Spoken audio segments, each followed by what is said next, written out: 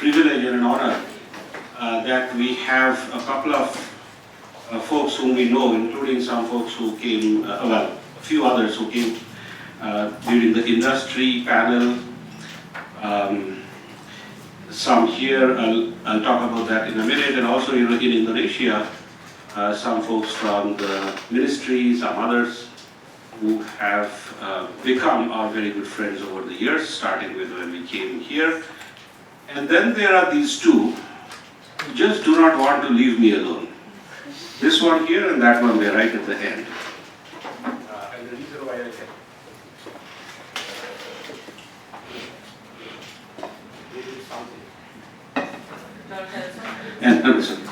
and the reason why I can talk about them like that is because we go back a long, long way.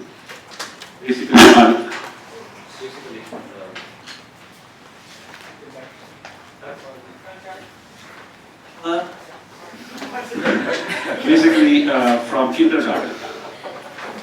So that's how far we go. Otherwise, it will be very hard to get any of them here. Renowned professors of economics and from business school. So even though it may not look like that, if you look at the three of us, we are actually batchmates.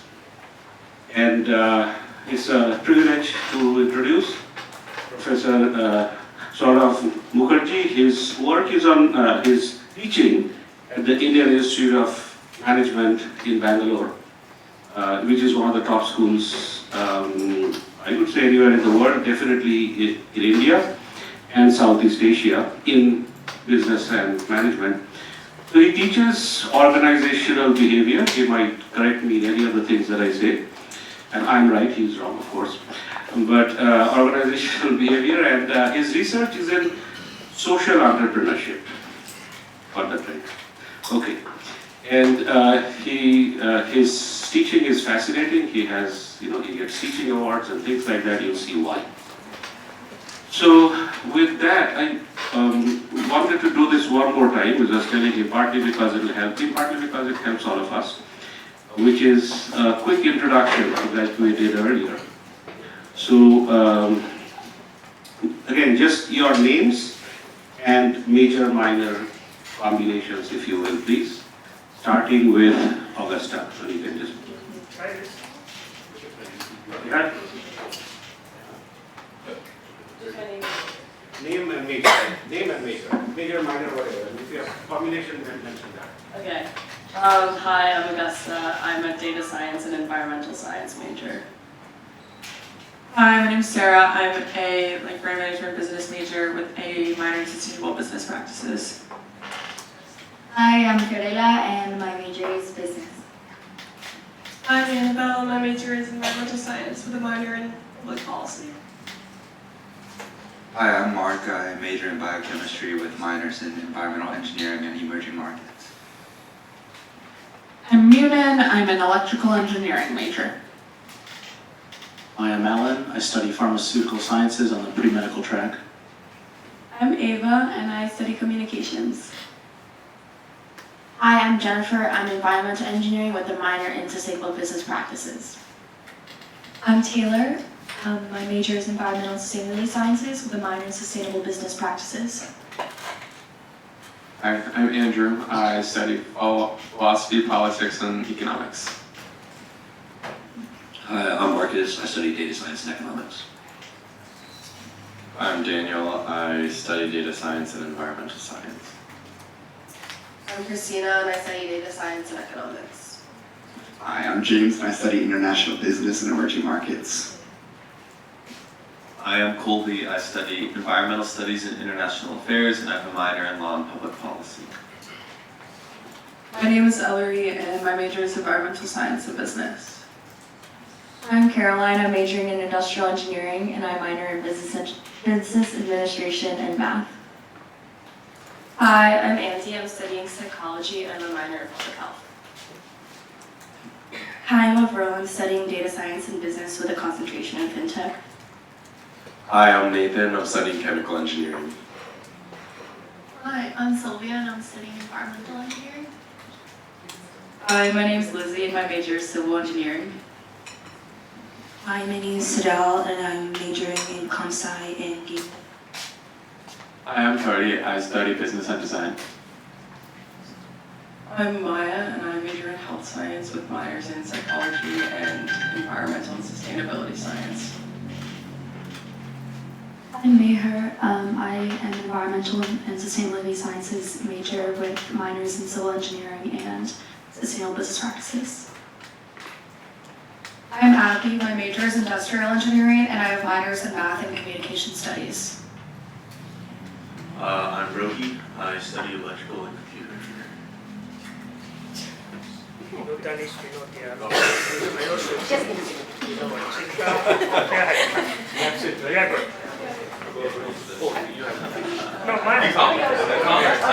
All right. So, just for Sourav here one more time, if during your description of your major or minor you uttered the word business, can you please raise your hand? Plus public policy. There you go.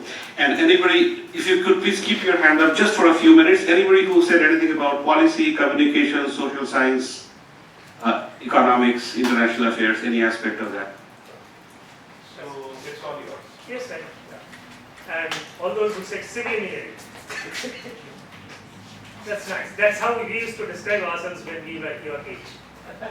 Both of us, yeah. Well, he is by background, he is also a civil engineer. And what he says is, if you have to be an engineer, why not at least be civil? Yes. All right. So good morning to all of you. So I'm assuming all of you have studied both the readings that I gave you to study. Okay. Not many people are even looking straight in my eyes. Right. Just one thankful nodding that came here. Okay. Well, so if you have studied, it's great. If you haven't studied, we live with it. You can't study it now. So, the topic that we are going to do is social enterprise. Tell me any idea anybody has about what it means? Social enterprise. What does it mean? Sustainable business? Go ahead. I don't know the exact definition, but I'd assume a for-profit business that has some type of positive social impact. Very nice, yeah. Very, very good. For-profit business with a kind of a social impact. Anybody wants to add something? Subtract? Okay. How many of you have no idea about what social enterprise is? All right. Good and bad. How many of you have idea about entrepreneurship? You are an entrepreneur, yeah. No idea or idea? Idea. How many of you have idea about entrepreneurship? Right? I've done it, I don't think I have an idea. Alright, so let's start from there. Right? So some of you do have idea about entrepreneurship, and at least one of you have defined it very well. That what is social entrepreneurship. So let's try to think a little bit about what is the difference between entrepreneurship and social entrepreneurship. But before we go there, okay, some of you who said entrepreneurship, can you explain what do you mean by entrepreneurship? And I'm not looking for definition. Rough and ready is fine. What's entrepreneurship? Yes, go ahead. Sarah? I feel like the word that comes to my mind usually is like innovation. Innovation, okay.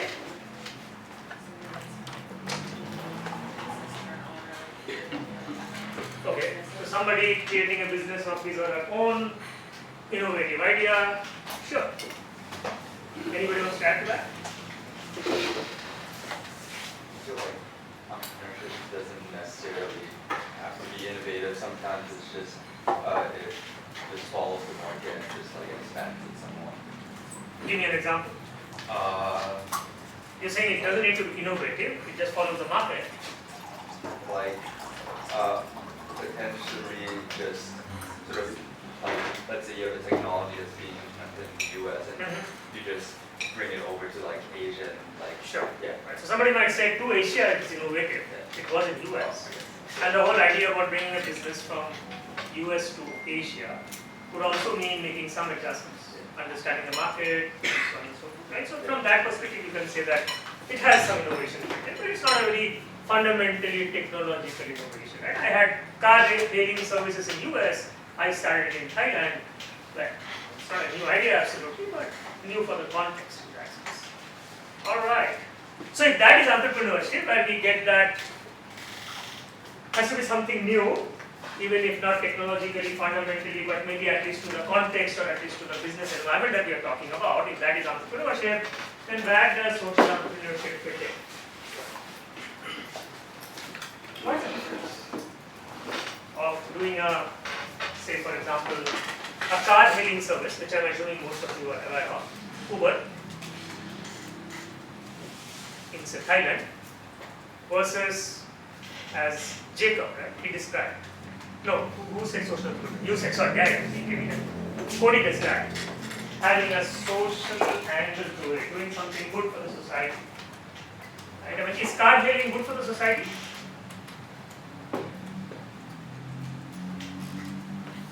Mark doesn't seem to be very convinced. Right?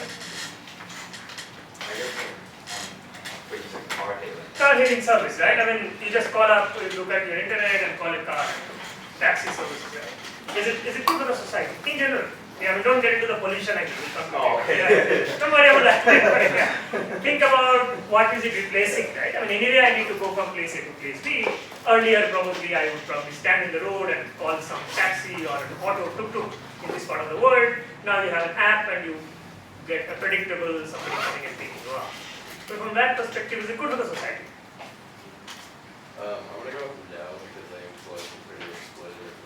You're saying the people are exploited. Okay, from that angle, yeah, sure. Is it good for you? Has it helped you in life? Do you use it? Yeah. Yeah, so it must be good for you, right? Otherwise you wouldn't have used it. I mean, how, except for, you know. Okay. Okay, fair enough.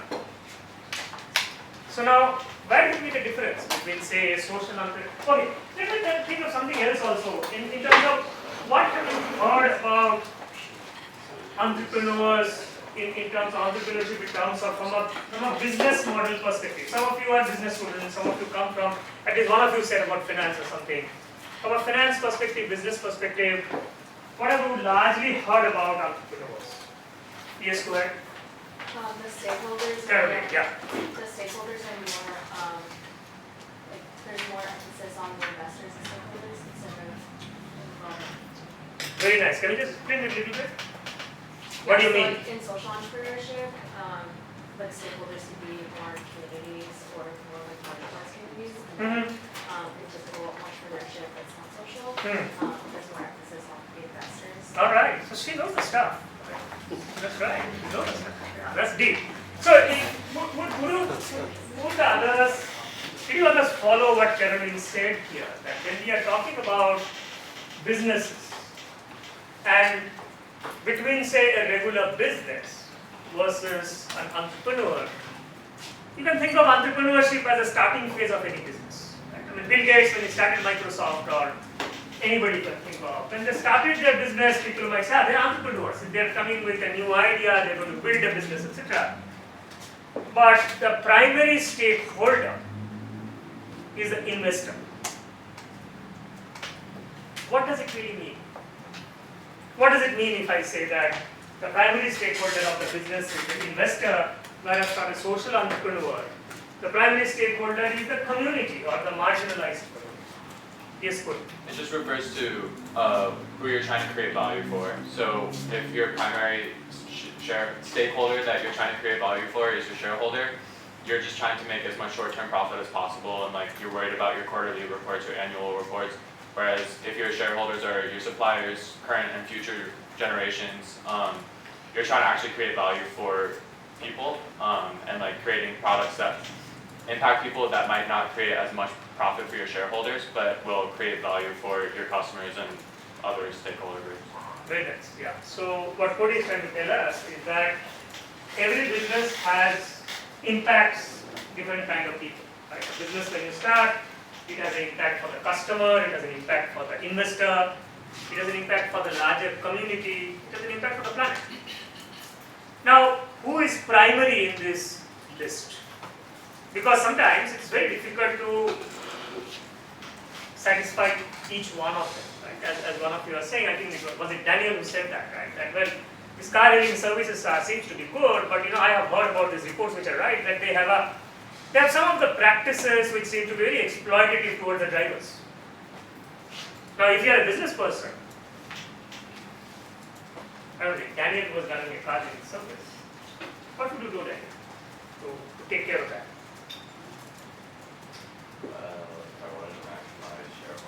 No, what would you want to do? I'm asking what would Daniel want to do? Would you make conditions better for the drivers? Seems to be so, right? I mean, you wanted to do that. You said, no, it's not right. It's not fair. The people who are driving your cars are being exploited, right? At least, now what will that do to your business, Daniel? It will increase your cost, right? And if revenue is fixed and cost goes up, then profit goes down. Now, so the challenge for Daniel would be to convince his investors that I will give you lower profit. Why? Because I am taking better care of my drivers. Fair deal? How many of you would like to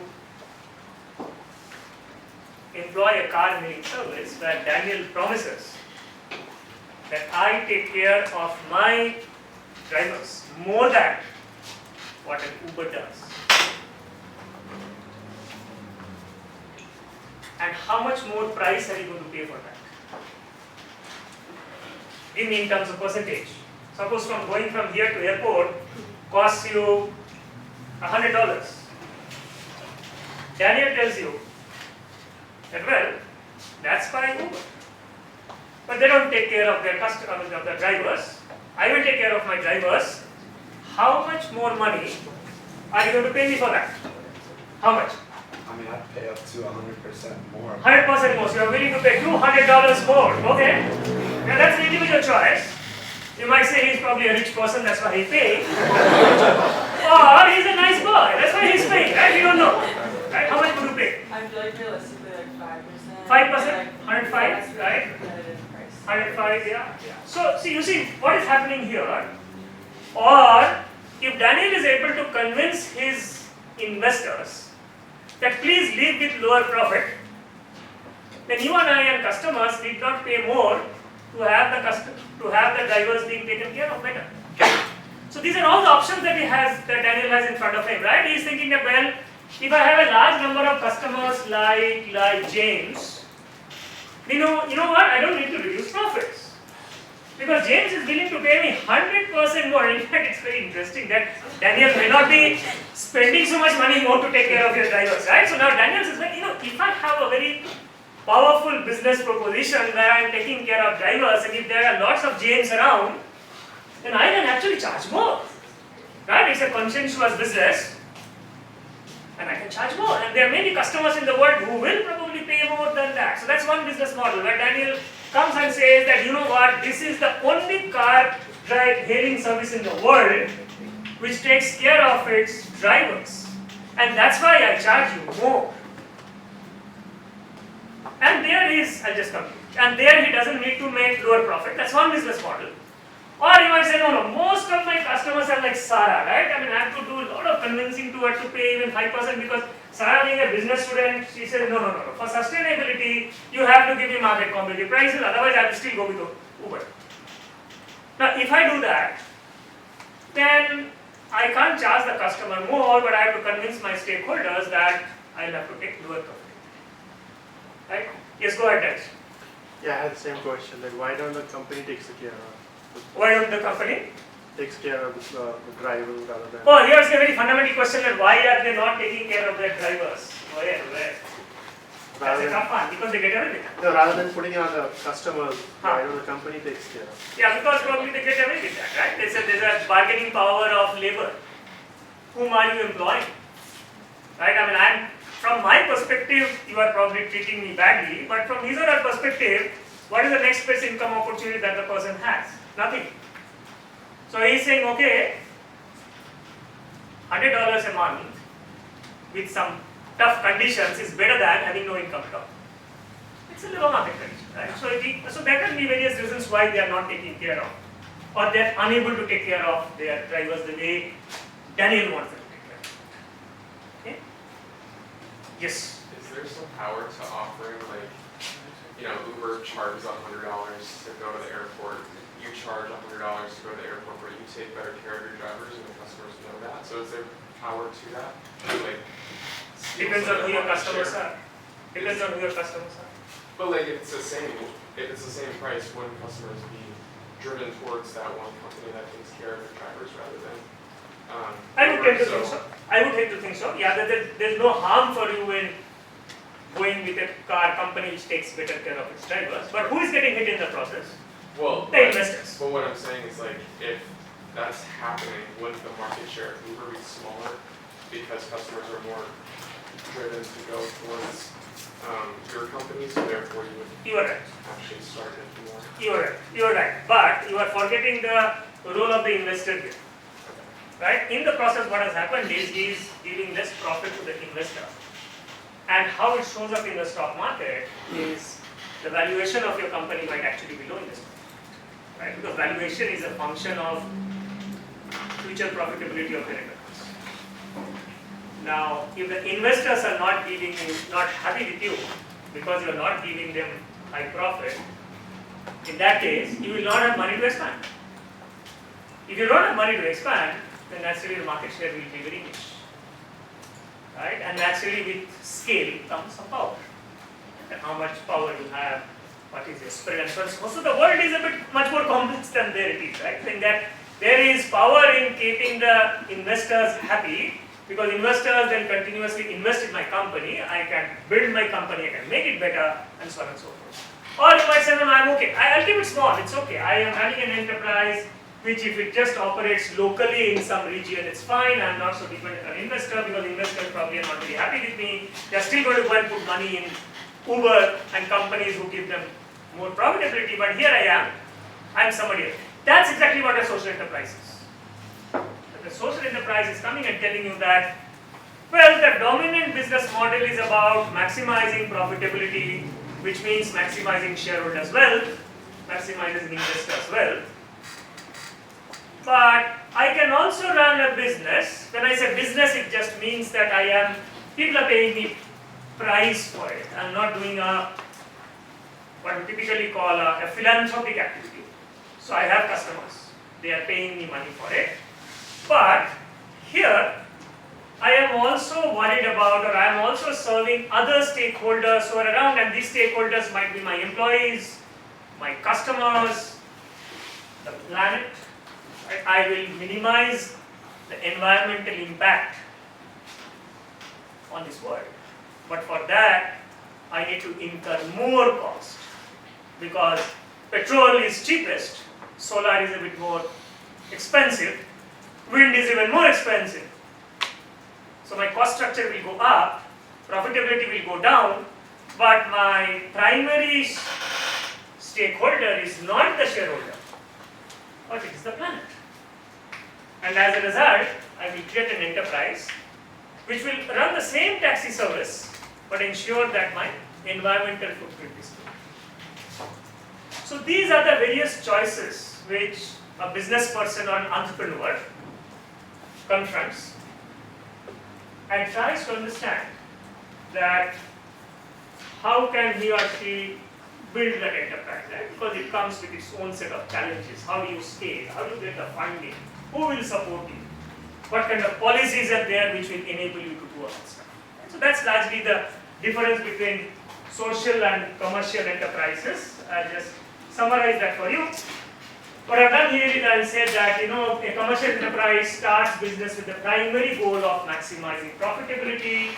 There is successive funders. You will typically hear all these terms like angel investors, Series A funding, Series B funding. All of these are venture capitalists who come at a certain stage and say, okay, if you have reached this kind of revenue, this kind of profitability, I will give you even more money to improve your business. So typically what they do is they employ market-based principles. Like some of you will don't worry too much about it. It kind of just says that price being supreme, right? If you give me good price, I will buy it. If you don't give me good price, I will not buy it and stuff like that. And primacy of shareholders over other stakeholders, employees, customers, community, government. All of this stuff which we just discussed is given here. Now contrast that with a social enterprise which says that my primary goal is maximizing social impact. Now the trick here is, what exactly is social impact? Is it about poverty? Is it about environmental sustainability? Is it about welfare of the employees? So the social impact path is not as sharply defined as a financial impact. And that's one of the problems in this field. Right? That when you say profitability, it's pretty well defined. You're not going to dispute. Higher profit is higher than lower profit. But the moment I'm saying that, customer welfare, driver less exploited, less impact on the planet. All of these, please note, are reasonably complex to measure. Right? So your measurement becomes a challenge for each of them. And on top of that, now you are faced with this multiple problem that, which one do I maximize? Because sometimes if I have to pay my drivers more, then my business will have to give me still enough money to pay them more, but then which fuel will I use? Because if I use renewables, then my cost is going up. And the surplus that I have to pay to my drivers is again going down. So will I maximize the necessary thing to be done for the planet over welfare of the drivers? Let me put Daniel in this point. Daniel, which one will you do now? Social enterprise, sure. You have convinced your investors that I'm not going to pay you that much amount of profitability. And you also have understood that there are a lot of good customers out there who will pay you more. But then you also have this problem that there is this thing about drivers versus environment. How do you choose between these two? I mean, I'm not giving you the ideal scenario where you say, I will not choose, I will do both. Right, but I'm saying, suppose you have to make a choice. I personally would go with the environment because I think that considers the driver as well as their stakeholders. No, but I'm putting in a spot. You have to make a choice. Driver's welfare or using a more expensive fuel, which will not allow you to take, which is a renewable, but you can't pay more now the drivers. Yeah, we go. You'll go with the fuel because you are Professor Ganguly's class. Anybody else? Any thoughts of that? If I am trading off between, I have to now trade off between environmental impact and social. Which one is more important? How do I make a choice? Renewables or drivers welfare? He makes a choice, this is renewables. I have a doubt before I... Yeah, please go ahead. The question is, do we have a demand in the society for taking the actions regarding... No, but remember, I've kept the price same. I've taken care of, I will not remember the name, but I'm not charging you a higher price. Right? So demand is the same. As Sarah is saying, it has to be competitive. So I'm not charging the end customer. So as a result, I have a limited money to spare. I can either use to buy renewables fuel or I can use that money to pay more to my drivers. Which one would you do? And why?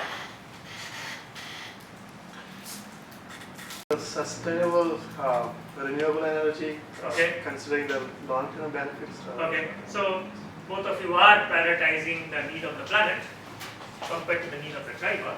Alright, but remember, it's a driver who you see every day.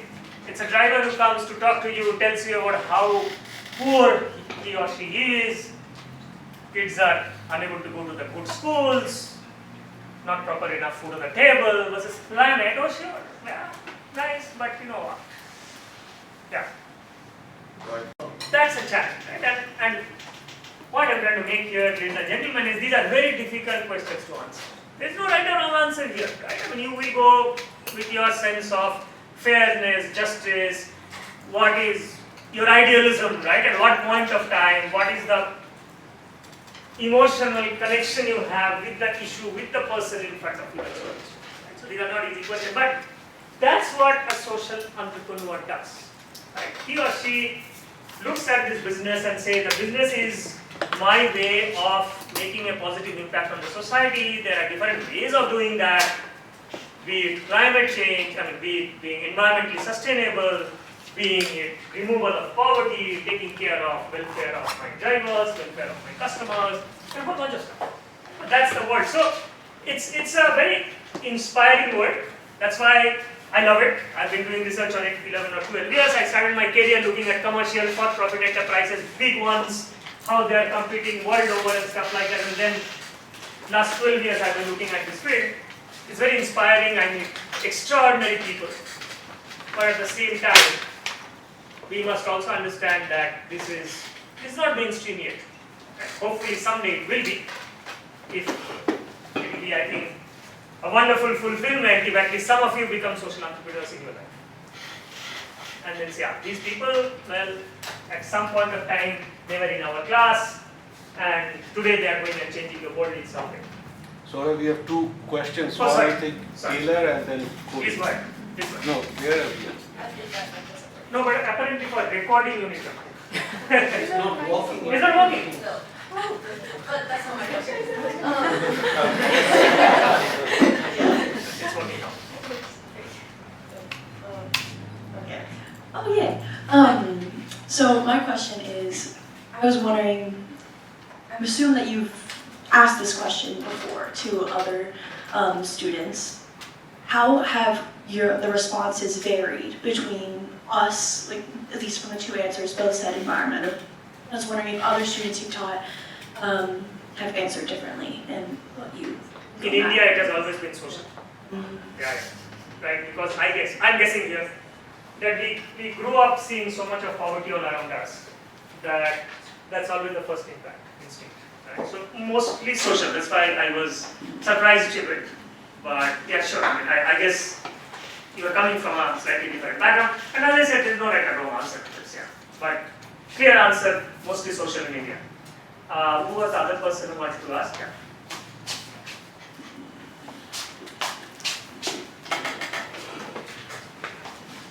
Just a quick question. You said you dedicated your career towards studying this and how it's still not mainstream, but like over the last decade or so, what are the main changes you've seen? Like, has it become more mainstream, and like, yeah, what have you seen that's been inspiring in the last like decade? Quite a bit. Yeah, it has dramatically improved. Its scope has quite a bit increased.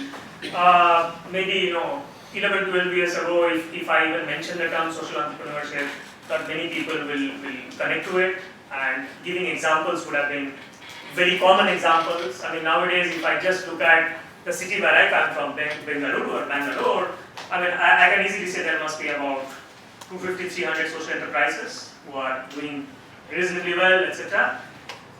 But none of them have scaled too much. So that's the problem. In the sense of creating impact. I mean, if you say, well, how many people are you actually impacting? And remember India, right? It's a big country. So people, 1.4 billion people, right? So unless and until you are talking of 100,000s, people are thinking, oh sure, you're doing a nice thing, but how is it going to change the needle, right? We don't have many such enterprises to it, which may be a little bit of disappointment, but I think it certainly has taken off quite a bit. Yeah. We have a question from the online audience who is also listening to your talk, which is, when will Dean of IIMB open his own social entrepreneur? Oh gosh, okay. We will answer that as we go along. I am the most risk-averse person you can think of, so I'm not meant to be an entrepreneur anyway. I would have confidently said professors are the most risk-averse person, but your professor happens to be an entrepreneur, so I can't say that. Yeah. Please go ahead. So, in a society, a capitalistic society, what is the sustainability of the social entrepreneurship? And considering the extreme events like the pandemic was one of the major events. What are your thoughts about social entrepreneurship in a capitalistic society plus these impacts? Right. So I kind of answer it in two ways. One is that you take that. Yeah. So at some level, social enterprises are okay. Let me show it this way. That if you look at what is the opposite of capitalism?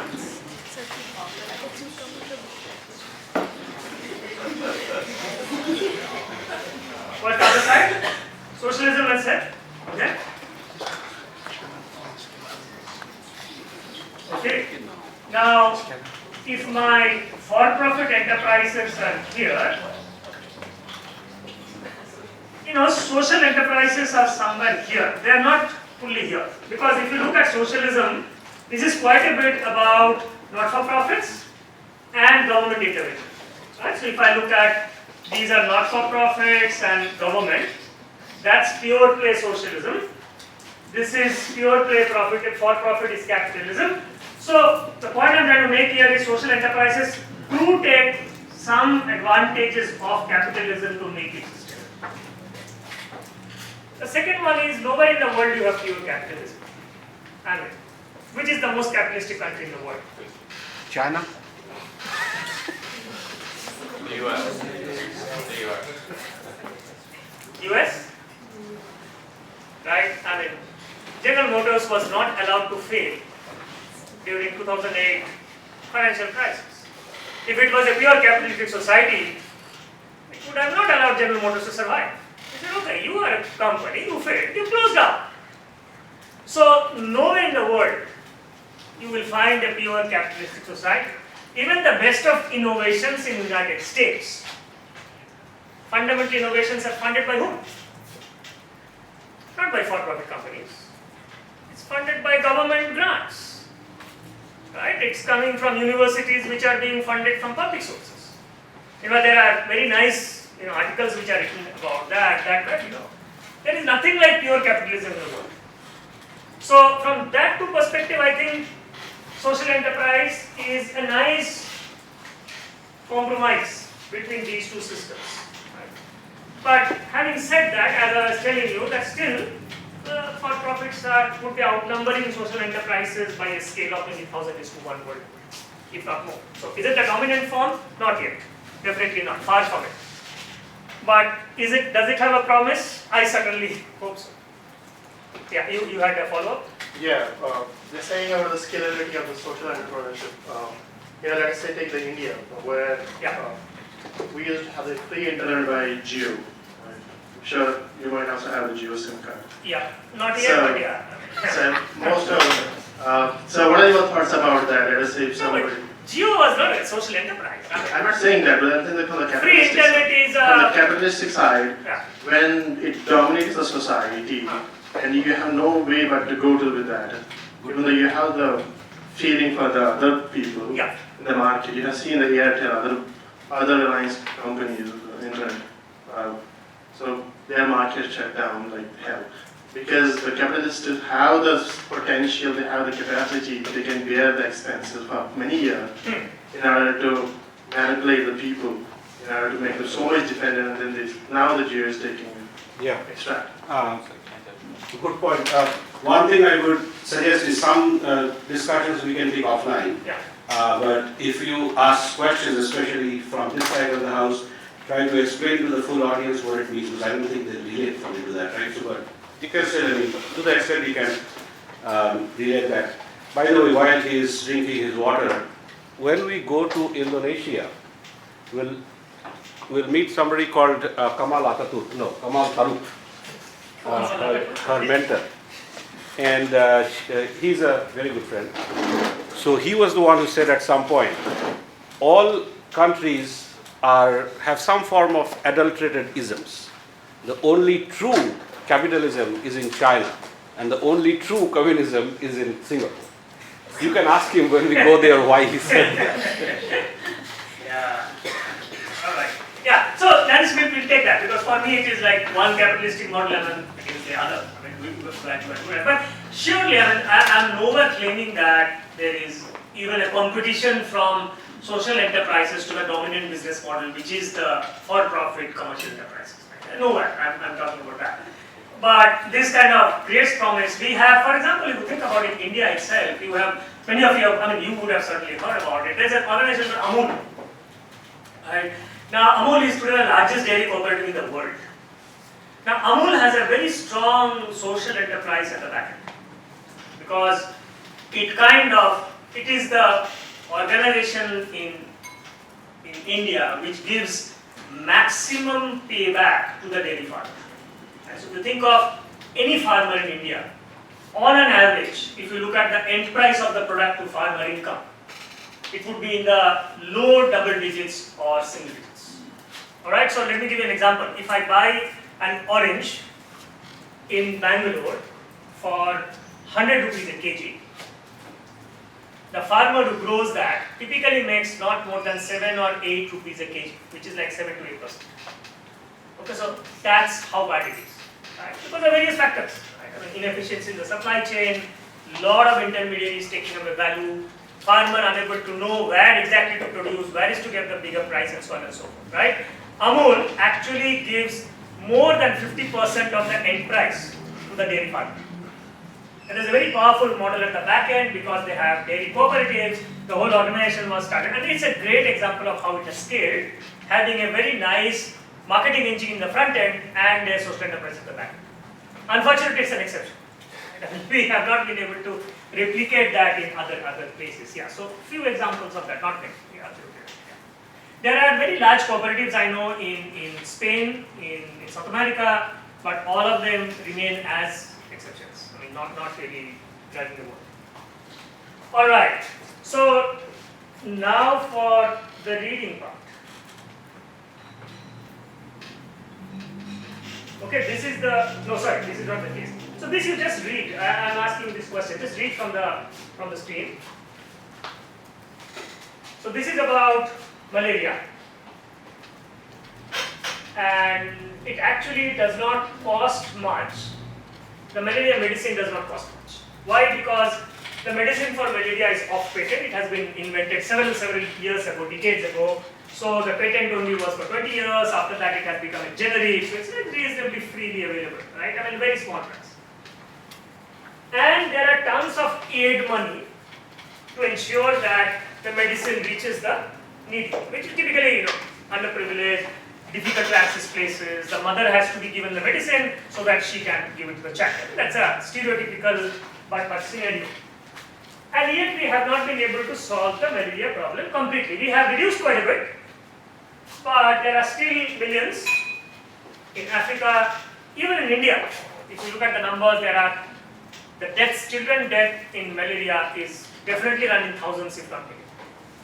So that's a larger question, that what exactly is happening here, that when the medicine is not so pricey, there are lots of aid money, there are lots of organizations who are saying that I will help you to reach the medicine, there is courier companies, logistics companies, all of them are trying their best, but still we are unable to solve this problem of reaching the medicine on time to save the babies. On the other hand, look at this one.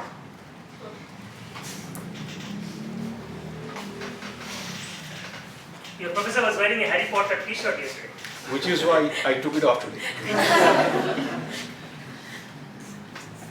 We are able to reach books to thousands of stores, if not millions of stores, in a very orchestrated manner on a single day when the book is being released, right? Many of you, I guess, would have grown up listening to, or reading Harry Potter, and I think either you or your parents would have gone and grabbed that new copy, etc. Why am I contrasting these two? Because both of them are actually a huge logistics issue.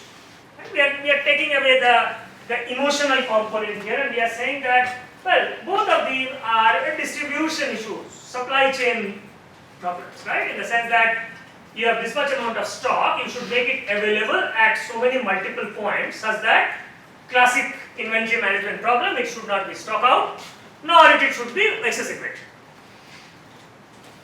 Supply chain 101 actually, if you come to a business. And there are reasonably good, well-established mathematical models which gives you all these indications of how do you solve this problem. Not an easy problem in that sense, but yeah, I mean, it's not an intractable problem. But why is it that we are unable to solve the malaria problem, but we are easily able to distribute books? In fact, I don't even remember people talking about this as a great innovation of mankind, or people are writing case studies about it. You are supposed to distribute books if you are into book publishing business. But then what is happening in the malaria case? Speculate. Why do you think we are still unable to eradicate that or completely solve that problem? Because lives are involved here, right? I mean, all of us will agree that this is a far probably critical problem to solve than distributing books. But what do you think is happening? Yes, go ahead. I'm sure there's a lot of reasons for this. One obvious answer is the infrastructure is probably a lot easier for the books to reach. It's like in areas where the infrastructure is a lot easier. There's also a chain link fence problem where there's like, you have to hit this area in a lot of different angles at once for this to actually work. But there's also, like, one is for profit, so there's a lot more demand and like money going towards it than like providing malaria pills doesn't provide a profit, but it provides a social impact, like what we've been talking about. I'm sure there's a lot more than that. I'm sure there's like political issues and stuff like that. Fair enough. Yeah. But I think you've touched the right point. One is surely that there's an infrastructure issue. I mean, where are these Harry Potter books being distributed versus the last mile problem that we are talking about typically in the distribution of the medicine. These are maybe disconnected, not very easily accessible and stuff like that. The other is about that interesting thing he's talking about, that when you're talking about a book publisher, he or she is driven by this single-minded focus on profitability. So for them, book distribution is not about welfare, but about ensuring that I make maximum money. Which means I will have to ensure that there is adequate supply in each of the bookstores and not excess inventory, because inventory is costly. At the same time, I should not have stock out, because if there is an opportunity cost, if there are 35 people standing outside the bookstore to buy the book, and if there are no books, then oh my god, I mean, then I lose revenue. Right? So that kind of gives you a focus to make this distribution work very well. And a very important part is about what we call as accountability. That when there are 15 different organizations trying to do their bit to ensure that the medicine reaches the end point, maybe each of them are doing it very well, lofty missions, but finally whose accountability is it to ensure that the medicine actually reaches? Because the courier company, assuming it is DHL, comes and says, okay, my job was to take it from the pharma factory in Minnesota to a transshipment point in Netherlands, and I've done that, and I've done that free of cost. What more do you expect me to do? But actually, is somebody responsible for ensuring that the medicine finally has reached the real destination, which is the hospital or the primary health center when the mother comes? Whereas if you are in book business, there will be some general manager or vice president who will have to take an overall responsibility of ensuring that if there are millions of copies of Harry Potter books generated in one day or published in so and so day, they are distributed as profitably as possible to maximum number of outlets in the world. So corporations do give you an accountability because of their structure, because of the pyramidal structure, etc. The whole point by Esterly, I have given the reference, I guess, White Man's Burden, was he was saying that in the for-profit sector there is a very high degree of accountability built into the system because profitability brings that. And financial incentives are a very strong motivator.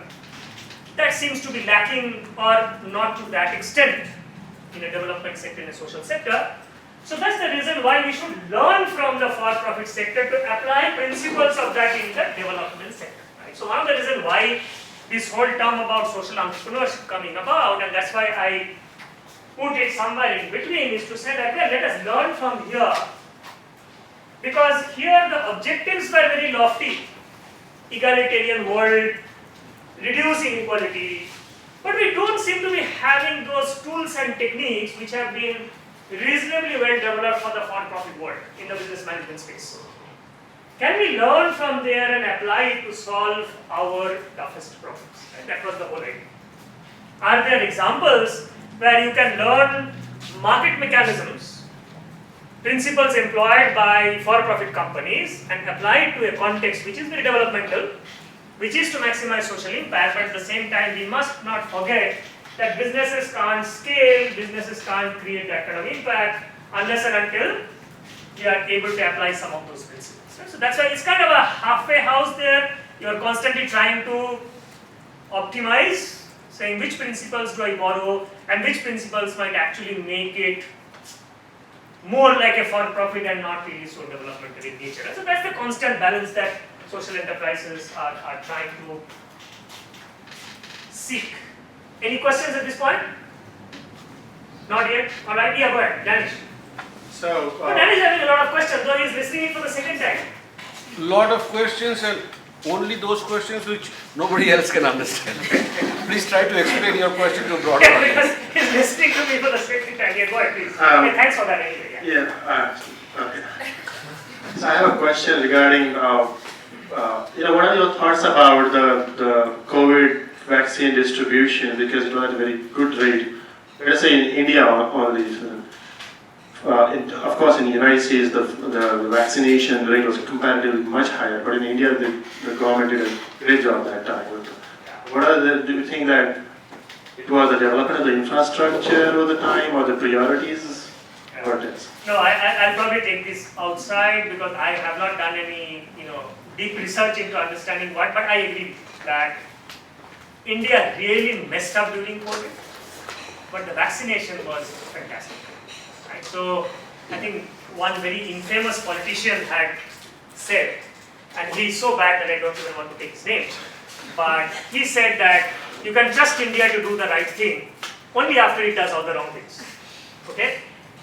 In COVID, that was very true. Right? We killed millions before we got our act together, but the distribution of vaccine was fantastic. You are right.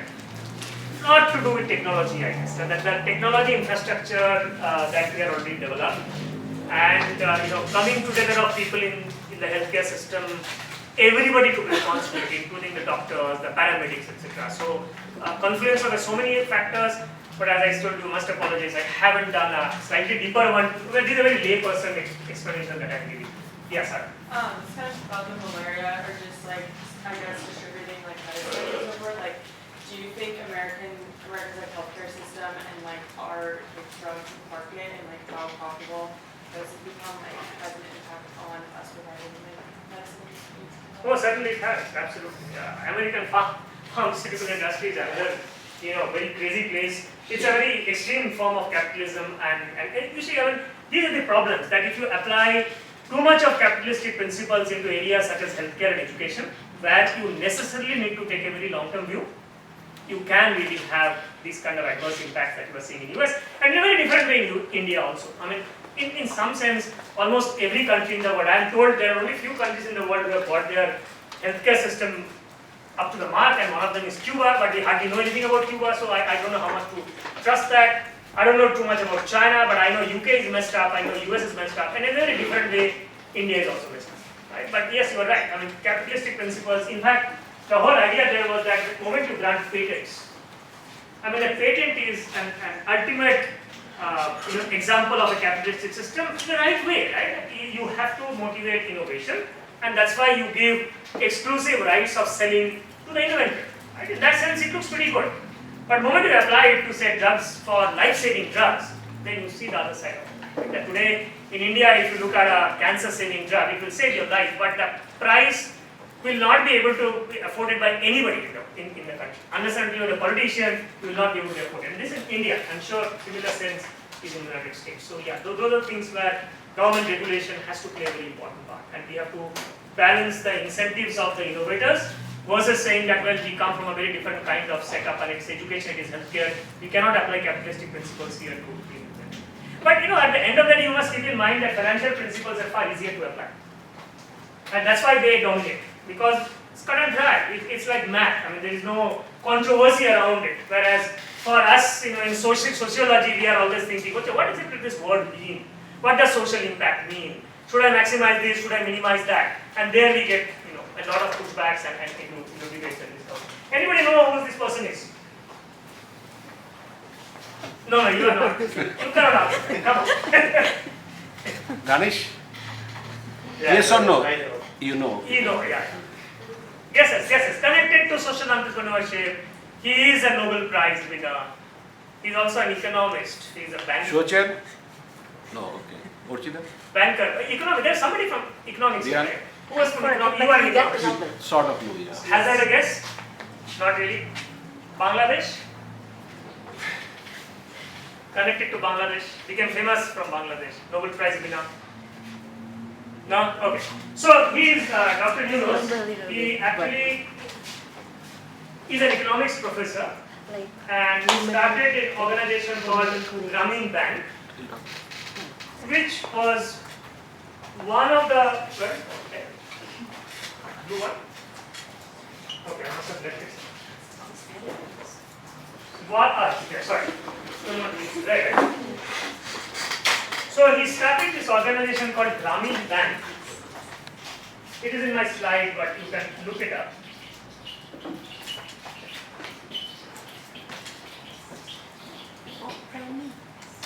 Which kind of formalized something called micro lending. Can I answer that, Prof? Yes, but just one. Okay. I know. I Yes, think I know please. it. Sorry. Muhammad Yunus? Muhammad Yunus, yeah, it is Muhammad Yunus. Now, okay, so here is a question for the class. Why is it that it is very difficult for a poor person to borrow money from the bank? Yes. And just hold on. If nobody can answer, I'll come to you. Because I know you will do it. Others, please guess. If I'm very poor and I go to the bank for, say, I want to start a small business. I want to start a weaving. This is exactly what Muhammad Yunus faced. He found that there was this bunch of 30 ladies who were into weaving business. Right? So they would get some thin bamboo strips and they would make baskets out of them. Now, they needed some capital to start, very small amount, maybe about, say, $50 or even $30. But the bank is not going to lend them. So what would they do? They will go to the money lender. And so the money lender will give them $30. And after the end of the year, you have to pay me back the money with interest. How much is the interest? The ladies had no idea because they were illiterate, right? I mean, they didn't know how to calculate interest rate and all this stuff. So the money lender at the end of the year, probably out of creating those baskets using the capital of $30, and please keep in mind this is several years ago, 30 multiplied by the exchange rate of Bangladeshi taka, etc. So it is not as small as it seems. But maybe they have generated total about $50-60 worth of goods which they have sold, but there will be a cost and so on and so forth. So they go back to the money lender and the money lender said, you took $30 1 year ago, now you have to pay me back $70. $70? We don't have $70. Okay, take loan.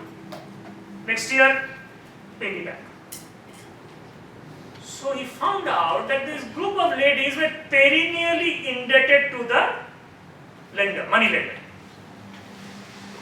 And they had no idea what is the rate of interest and so on and so forth. They were indebted because money lender was the only fellow who was available to give them money. So then he said, why doesn't the bank give them loan? Because these are able-bodied women who are kind of earning money, they are running a small business. Why is the bank not giving them money? That's the question I'm asking you. Why was the banker not lending money to those poor women? What was the problem? Yes, go ahead, Daniel. They don't have any credit history, okay? What else might be a proxy for a credit history? All of you understand credit history? If I have to lend money to you, is there some data which tells you that you have the capability to pay me back the money? Right? What can be credit history? It can be maybe your parental income and so on and so forth. What else can be a substitute for credit history? Let us give him a chance. Andrew, yeah. Like they don't have any assets. They don't have any collateral. They don't have any assets to pledge, right? So if I had a house, or if I had, typically in our country, in India, or if you have some ornaments, so you will say, okay, you please give me the money, but you can keep my gold ornaments till that I might pay you back the money. Or we typically call collaterals. Look at it from a banker's perspective. The banker is trying to minimize the risk of default because the banker is lending money. These two ladies are fighting.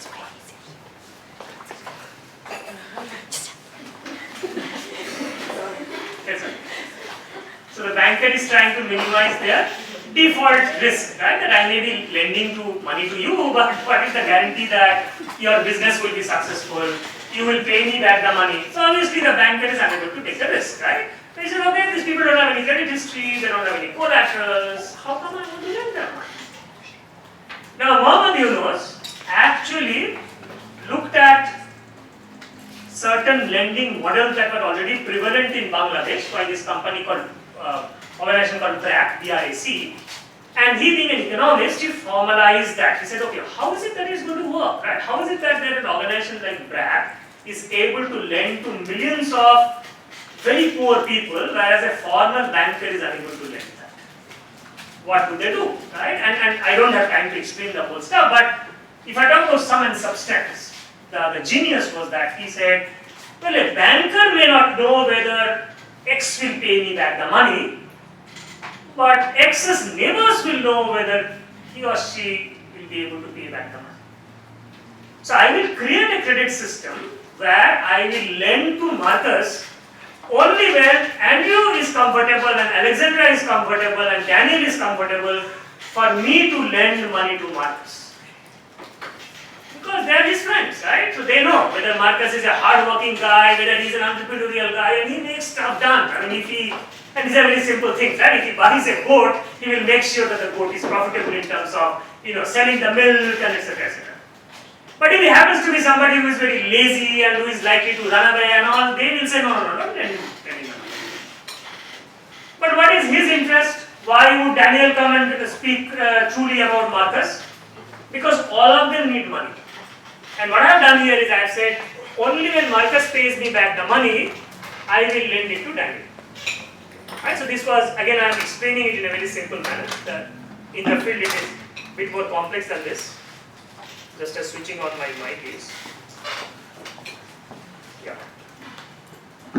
It is a bit more complex, but it is a combination of these two about revolving credit and the community endorsing about your payback capability. Right? So if you combine these two, then he was able to create a business model where he found out that it was also very profitable. So bankers, at the end of the day, they are running a business. Their business model, if you think of it, is reasonably simple. I will lend you money, and why is it that everything gets switched?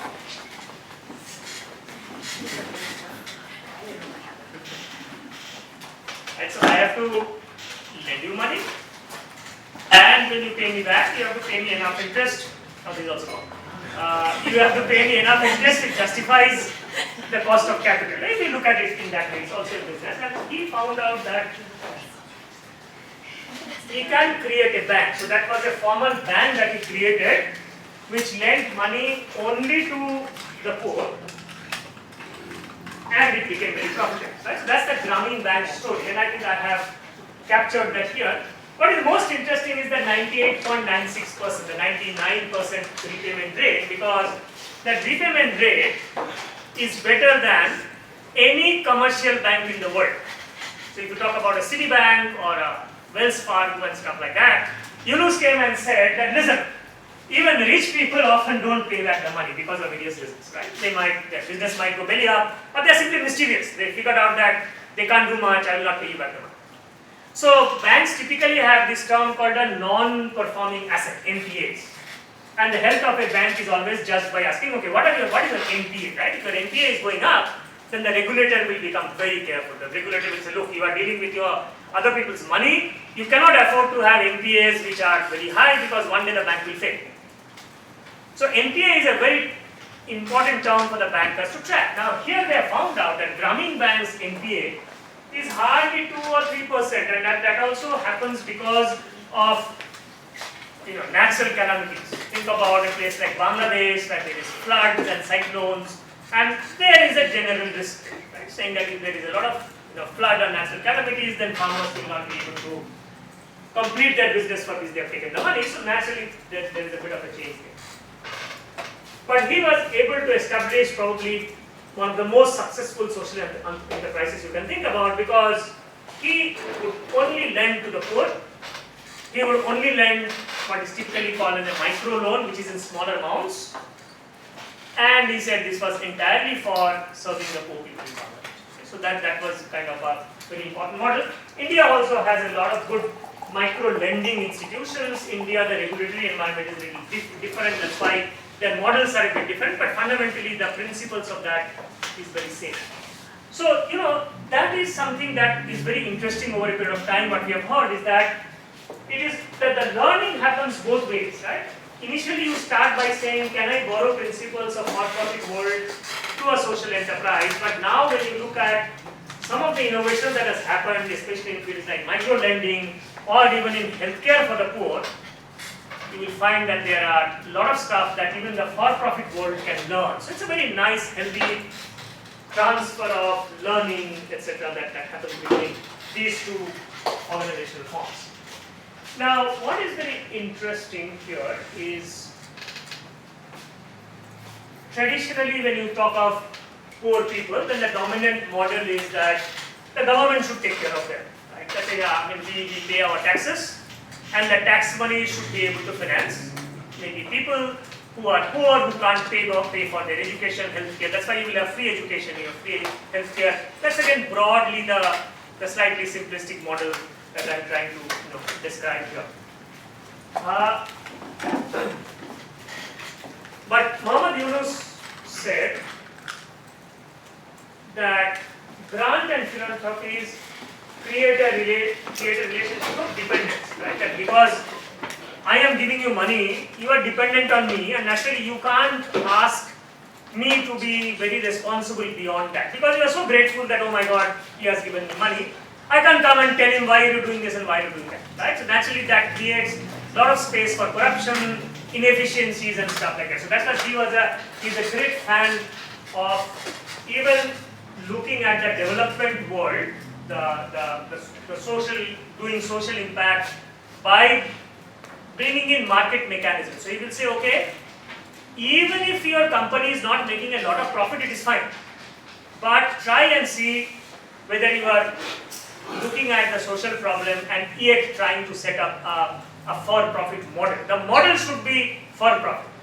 Maybe you will make losses sometimes, right? Maybe you will never make the kind of profit which a regular for-profit company will do, but doesn't matter. Do not start with the premise that I will be dependent on others' money. You don't have grants, you have investors.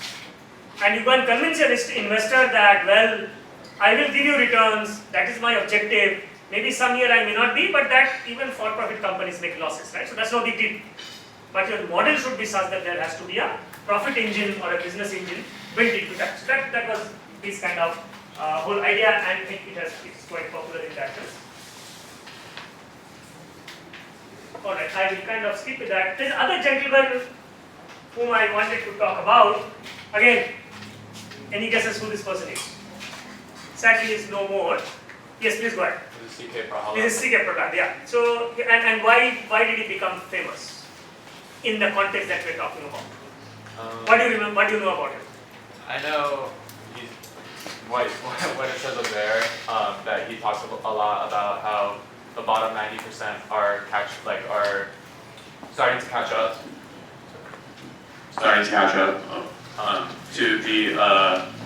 To the top 10%, and when that happens, there's going to be so much more emissions, and there's going to be so much more negative impact. So, and then the other thing I know about him is how he separates sustainability into three main buckets of innovation in private corporations, education of individuals, and public policy in the government, and how he puts emphasis on innovation and how it's going to happen in social enterprises like what we're talking about is what's going to get us out of the crisis. All right, yeah. So you are there. So this is what CK is very famous. He used the term called bottom of the pyramid. So if you have heard the term anywhere called bottom of the pyramid, which basically implies economic pyramid, which is what I have replicated here, that term is coined or he popularized the term. C.K. Prahalad. He was a professor of management at the Ross Business School in Michigan. Unfortunately, he passed away. But what he did was, he was an advisor. He was a strategy professor. He was an advisor to a lot of multinational enterprises because several years ago he had written a very popular paper with Gary Hamel. It was called The Core Competency of Organization. Some of your business students will be reading about it. And that's how he became quite well-known professor. He was a very, sharp person to advise companies. And many of these European and American companies in the late 90s were saying that our markets are getting saturated. We are not getting enough profitability from our markets, not enough revenue. Typically, the populations are stabilizing. We need to go to emerging markets. And in those days, Brazil, Russia, India, China, and South Africa were those 5 countries we used to call them BRICS. Brazil, Russia, India, China, South Africa. And they were identified, we are talking of late 90s, identified as the next growth engine for the world. And multinationals came and asked CK, what do we need to do to go to these markets and be successful? Because multinationals were typically not very successful in these markets. So CK came and told them that, you know what, your focus has always been at the very premium end of the market with your products, because they are typically, the product comes from the US or Europe to, say, a country like India, they're very high priced. Think of an Apple phone, right? It's a very high priced, very premium product. There is always some amount of market there, always a lot of people would buy it, but it doesn't address most of India.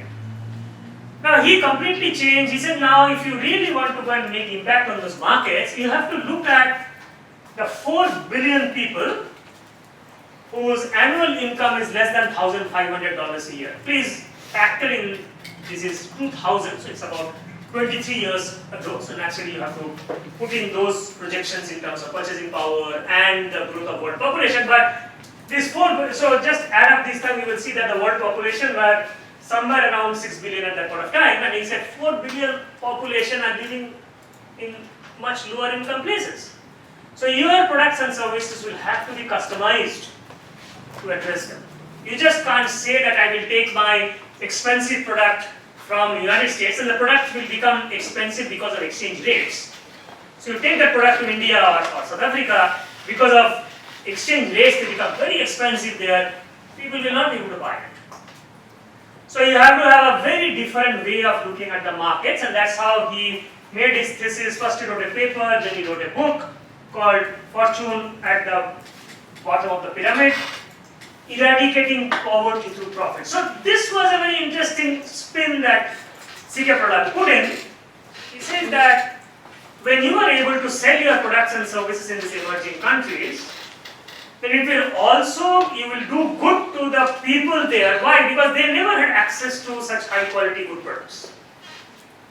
Right? So as a consequence, a lot of them will be able to take advantage of that, and then they will probably come out of poverty. Right? So if you are able to sell a good disinfectant to poor people in India at a very high or at a very low price, then they will have this advantage of washing their hands in a very hygienic manner, and as a consequence they will not fall ill so many times, and maybe that will help them to come out of poverty. Right? So he was trying to make a lot of connections, saying that it is not only about selling your product there, but also about making social impact.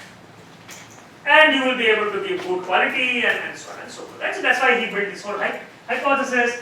And as a consequence, a lot of companies became very excited about it. Saying, wow, I mean, this seems to be a great market. And the catch was that what CK is telling us is that, well, you may not be able to make that much amount of profit, but look at the number of people there.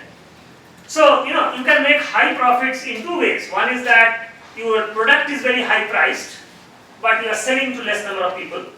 Or your product per unit profitability is not that high, but you are selling it to large number of people. And he was advocating the second model, which is typically our mass marketing model and stuff like that. And he said, you do that, and that will also help these people to come out of poverty. So it was a very powerful emotional message that CK Product communicated and inspired a lot of companies. Right? So, but he warned them again and again that, look, you will have to ensure that you are making enough customization to reach these markets. Right? You will have to look at your distribution structure. These markets typically do not have a lot of credit availability, so you may have to get into even giving them money to buy the products. You have to communicate in a manner, you have to probably involve the local community and stuff like that. And so these are the 2 people, and incidentally they were almost contemporaries. I mean, CK was talking about this in early 2001, 2002. That was almost the same time when Mohammad Yunus was also popularizing his Grameen Bank model, writing about it, saying that, look, we are able to create a micro-lending revolution in Bangladesh, which a lot of others can actually look at and you guys can replicate in your countries, and he was also helping a lot of bankers in other countries to make the model very popular, right? So all of these were happening almost simultaneously, and then of course in 2006 I think Yunus got the Nobel Prize, which naturally gave him a lot more publicity, so the world came to know about it. Now I will stop a little bit here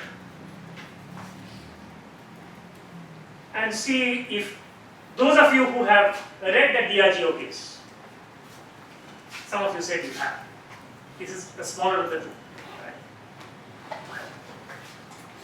What is your impression about Diageo's efforts in selling low-cost beer in Kenya?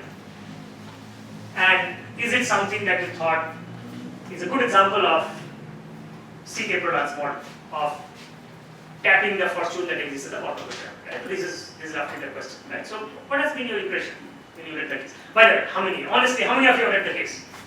One. Okay, some of you have. Yeah. So go ahead. What is your impression? What do you think, Munir, when you read the case? Good story, bad story, somewhere there. I thought it was a good story. I just read it. I didn't think too critically about it. Okay. But for an example of innovating and addressing the needs of the poor, I thought it was a very good example of addressing that, like, there were very cheap solutions for having beer, but those solutions tended to be fairly unsafe and bad for health. Right. And this filled that need by having a competitive price to those illicit beers while manufacturing in a safe manner. I also thought it was interesting the distribution model of, like, rather than trying to use a distribution model that you might find in the US, working within the distribution model already in place in Kenya. Okay, nice. I think you have covered a lot of other points. Anybody else wants to add something to that? What did you find interesting about the case? Something that, yeah, sorry, go ahead, August.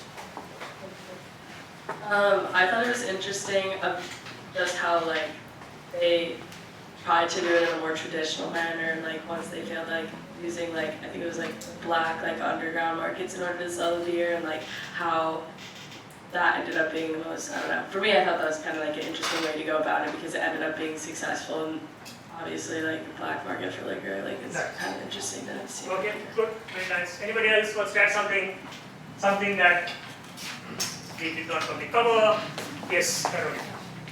For the distribution, I thought that it was interesting how he had multiple tiers, so they appeal differently to different audiences, but that both of them going on at the same time still work together. Okay, thank you for that. Anybody else wants to add? All right, I have a summary slide here to see what all they did.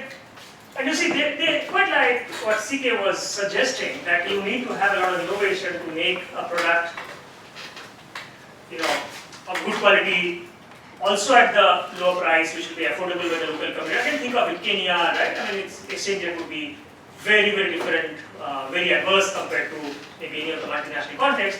And that's exactly the did, right? They did a series of innovation. In management, we talk about supply chain. We said, okay, you look at the raw material, then you do quality control, then you have production process, then you have distribution, marketing, whole bunch of stuff, right? And can you innovate in each of them to ensure that you are cutting down the price, at the same time you are involving the local community, you are able to sell a product which also gives you profitability, right? So there's some of the very interesting and smart things that this company did. They also went and lobbied with the government and said that, you know what, I am kind of selling you a beer which will take away the illicit market, right? What were they replacing? According to their claim, they were saying that there are a lot of people who consume this locally produced beer, which is cheap, but it has a lot of health problems. And typically, sometimes accidents happen, and they're not so uncommon. By the way, even in India today, you hear some of these tragedies, that the locally produced beer got contaminated, and there are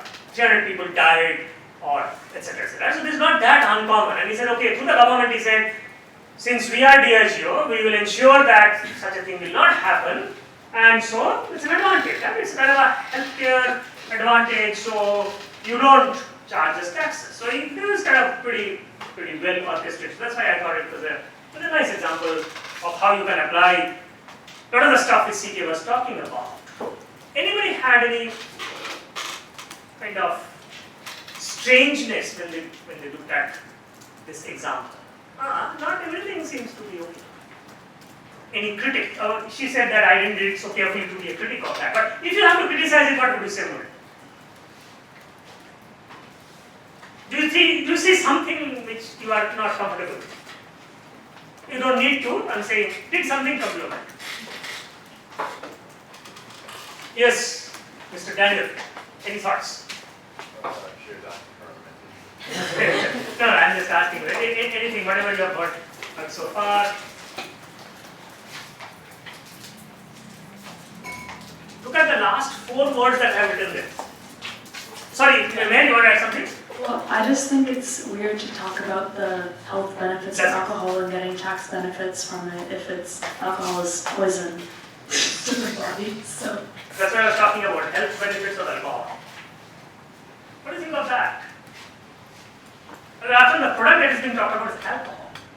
Now, I think it's definitely like multifaceted issue because it's like on one side, yeah, like alcohol is not good for you, and like I think that's an interesting part. They definitely have like other needs in their society that they could like be fulfilling.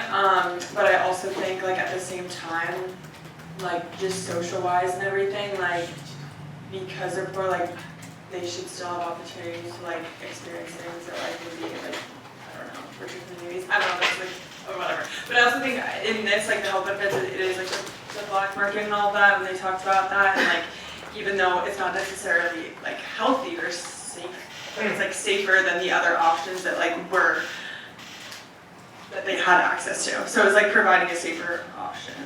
So like in that way, I think it was beneficial. But go ahead, yes, go ahead. Adding on to that, I think creating this product doesn't decrease the problem that alcoholism isn't going to go away. This just makes it safer, and so not making this product isn't going to decrease alcoholism overall. Can it increase? Potentially? It does, right? Yes. Because now you are reducing the barrier of entry. Now you have suddenly made alcohol cheaper, right? And maybe it will be affordable to a whole bunch of people who are no longer able to afford that alcohol.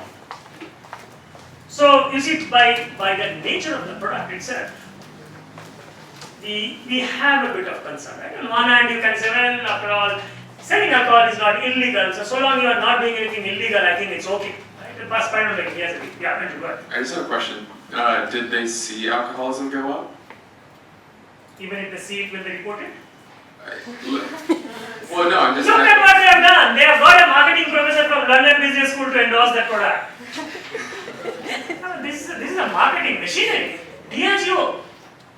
Right? I mean, they know that world over they sell a product which is immoral, which is unhealthy, but they have to still sell it. So will they ever report that? No. Well, how much money do you think they have paid to the Kenyan government to get the tax benefit? I suppose the reason I'm asking is because this could follow a similar thought process as providing like safe needles for the use of drugs. Yeah. So, absolutely. But I don't know. Yeah. So I don't know if that has increased the drug addiction problem or not. Yeah. And so I guess I think this could follow a similar process that makes it safer. So see, the idea here is that so long we understand the downsides, it's important, right? After that, it comes to data, it comes to content, it comes and says, so at one level you are saying that, well, is it Diageo's problem that they are saying alcohol? Somebody might say no, because it is legal in the country, right? So it is legal in the country and they are a for-profit commercial entity, so they are selling alcohol. I mean, it is not Diageo's responsibility. Is it the government responsibility to ensure that alcoholism doesn't go up in the country? Of course it is. So it depends on who you are, right? If you are a policy maker, you have to be careful about these kind of issues. If you are Diageo, I see it's okay guys. I mean, so long, I can't prove that they have paid bribe to the government. So long they have not bribed the government, so long they have done legal stuff, their job is to sell alcohol, right? And they're doing it in the best possible manner. We have one of the largest cigarette manufacturing companies in India, and it's cigarette, right? I mean, it's proven beyond doubt that it is dangerous for health. But what do they say? Same argument, saying if we are not selling cigarettes, it will go to the underground market, they will sell spurious products, it will cause more harm. So if you guys have the guts to make it illegal, make it illegal, I will not sell. But so long it is legal, I am the best possible option for you guys. And of course they kind of say that we also stand for individual freedom. Right? So individuals should make a choice, and that's probably something that Sourav was talking about, that even if you are poor, shouldn't you have the right to choose that yes, it is alcohol, and I can consume it. So what do you guys think about that choice issue? Right? That just because somebody is poor, should we deprive them of a choice by thinking that no, you should only have healthy food because you are poor, right? You should have boiled cabbage and not alcohol. What do you think about that? Or should they have the rights to choose?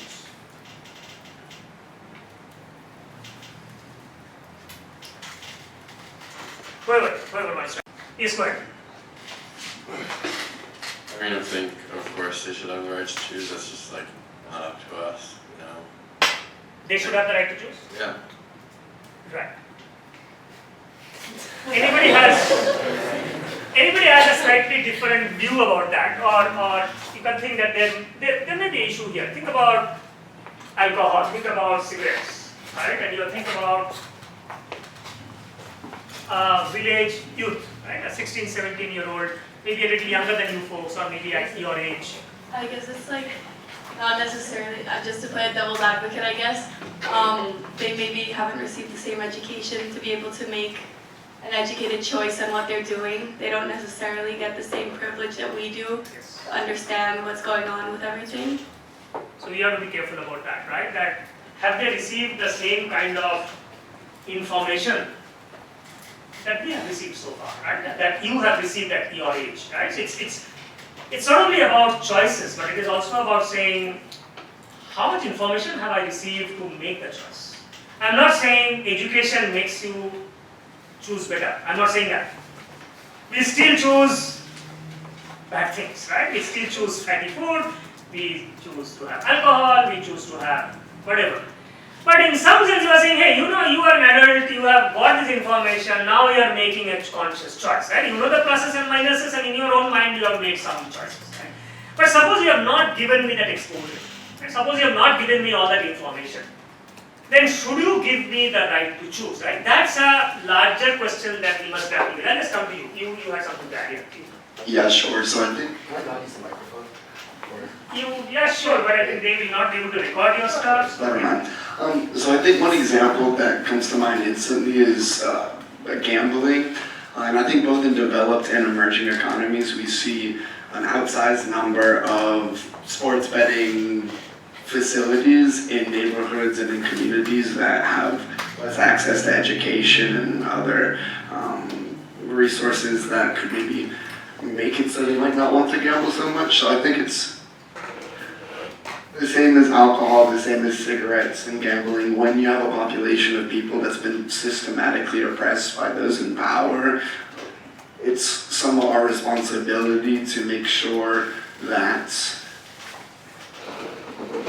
they have a fair opportunity to get themselves out of their potentially negative situations. So I don't think that we should say, hey, do whatever you want and you'll be fine.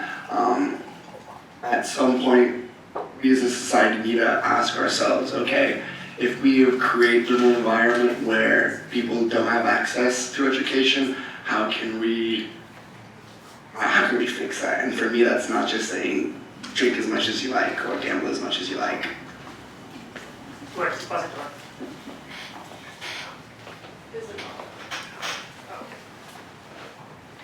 You should have the green light going. Yeah, okay.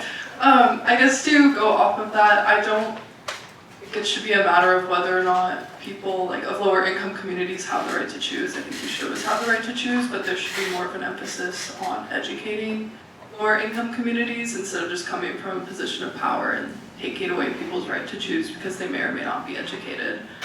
because simple education, like cigarettes can harm your health and so can alcohol, is like a pretty easy message to get across. There just has to be more of an effort put into that. Absolutely. Right. So it's a very layered complexity of the. You will have to balance it out. You want to add something? Yeah, I was Just one. Yeah, go ahead. Yeah. I think if you want to like provide education for them to kind of like steer them away from drinking alcohol, then like why are we providing the option for them to drink alcohol in the first place? And I feel like it kind of ties into like how like social media is marketing to all these like younger children who are getting like, I don't know, they're not brainwashed, but like they're like very susceptible to everything they see on social media, and so there's a lot of like backlash on like how we're targeting everything to their audience. So it's kind of the same thing, like why would we target alcohol to the poor people and probably less healthy people who also don't have like health insurance and everything, so why would we be targeting this thing that's harming them too? Absolutely. Right. Yeah. I think the issue is more of how the government handles just alcohol or any harmful thing like gambling or drugs or whatever. I think it's more of an issue of how the government handles it, because you can make it illegal and then you can't regulate it, and so it can be extremely harmful. Or you can make it legal, you can regulate it. But if the government doesn't put a requirement to be like, this could cause alcoholism, or like smoking could cause death, or you could gamble and lose all your money and whatever. So if you don't put that disclaimer there, like I think that's the government's fault, because it's not. You don't need an I think we're giving a little bit too much emphasis on like, oh, we need an education, we need education. Like if you see this product could cause death on your product, you're like, oh, that's the risk. So I don't know like how big of an education you really need to make this decision. Fair enough. Fair enough. I mean, I think one of you I heard is from communication, right? So part of it, the way you are saying is it's also about communication, which is more effective, right? Is it about education or is it about effective communication? But keep in mind that, what makes us change our behavior? That's a question which a lot of people, I don't think we have figured it out yet. So is it education that makes us, what we typically call, not take an attractive option and say that, well, I will not drink today because it is bad for my health? Is it about education, or is it about the message, or is it about a complex mix of a whole bunch of stuff? A lot of people are saying, is it about also the peer group, right? That, it's a tremendous influence of the peer group which happens especially when it comes to drinking and smoking. Right? So it's not a very easy answer, but at the end of the day, we cannot deny the fact that the moment we are talking about a product like this, we have to be more conscious before we unleash what we call market mechanisms there. Right? Because market mechanisms assume there is a term called caveat emptor. So it says, let the customers be aware. But customers are the king, they will make their choices. So if it is legal, allow the customers to make choices, right? But it is not so simple when it comes to these kind of products. So that was the whole idea. Or just one second, he has a point, after that you can talk. Yeah, go ahead. Yeah, I don't want to just keep repeating what everyone else is saying, but I do think it does come to education, and I think just putting like a simple disclaimer is not really what's going to solve the problem. Like on the bottom of every menu, it's like you can get food poisoning and die. So it's like that's not stopping us from eating, and like disclaimers don't really do that much. But like proper education of like what alcoholism does to you and like does to your body, and what cigarettes do to you.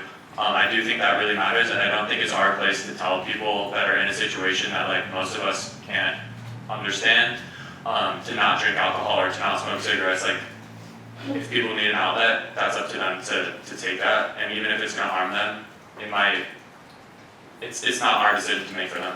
Okay. So I do think that it does come back to education and like making an educated choice, and I think beyond that, like government does play a role, but in a company like this that's like a so-called social enterprise, education should really be, like if they want to actually be a social enterprise and have a positive impact, they should be putting their money into educating the population. It shouldn't just be like government or like schools. It should be coming from the people that are supplying the alcohol to educate the people before they drink. Yeah, good. Just to make ensure, Diageo never claimed they were a social enterprise. They are not, right? So I can read the case. So. They're just. This was just an application of showing CK Prahlad's hypothesis that, and CK Prahlad never asked people to become social enterprises. He said that you can continue to be a DSO, you can continue to be a for-profit enterprise and still help the poor. Yeah. Right? That was our idea. And this But is I a still bit of a think counter of that. Yeah. This is a bit of- I still think that education, even if they're not a social enterprise, Yeah. I don't know. it may be their responsibility. Go ahead. Yeah. All right, so my question is the following. If we are talking about, instead of, what beard is this? What? What beard is this? Tusker. Tusker, yeah. And, instead of Tusker, if you're talking about some very high-end French wine, or let's say these top-end whiskies from, I don't know, right, Scotland, someplace. First of all, would we still be having this discussion at all? I mean, you are bringing them in because what? Their impact on health is much lower? No. Adverse impact on I don't know that. I am saying, depending on how much French wine you have, or how much whiskey you have, impact on health may not be lower, and the ability of some people to buy them may be higher. The thing is that it's the population you're talking about, right? So poor people may not have access to those. Now, a lot of discussion here on what we should and should not do, which I think is all well taken. We are in Thailand and Indonesia, for this thing. In the US, and especially in the US, I would say even among Western countries, the US is very individualistic, right? At least people are. So if you tell them this is what you should do, yeah, education is one thing, like Cody was saying and everybody else was saying, but if you tell them what to do, nobody will like that, right? We all have our choices, yeah, absolutely. Yeah, but in this part of the world, often, historically, culturally, sometimes even now, I'll not take specific examples lest I land up in jail in this country, I'm just kidding. There is often this belief that, rulers need to be a bit paternal or maternal, less maternal because there are less female rulers anyway. And which may even get into infantilizing. At the same time, the other side is, it's absolutely true, there may not be, the persons who are drinking those high-end French wine or these expensive whiskeys, they have much more access to resources to educate themselves, and they are making a choice. Here the question could be is, do they even have access to resources to make an informed choice? There are these complexities, right? What are your thoughts? Absolutely, yeah. And I think the real point here is about poverty. Right? Saying that poverty restricts us from getting access to a lot of information, and as a consequence, the choices that we are making are in a very constrained environment.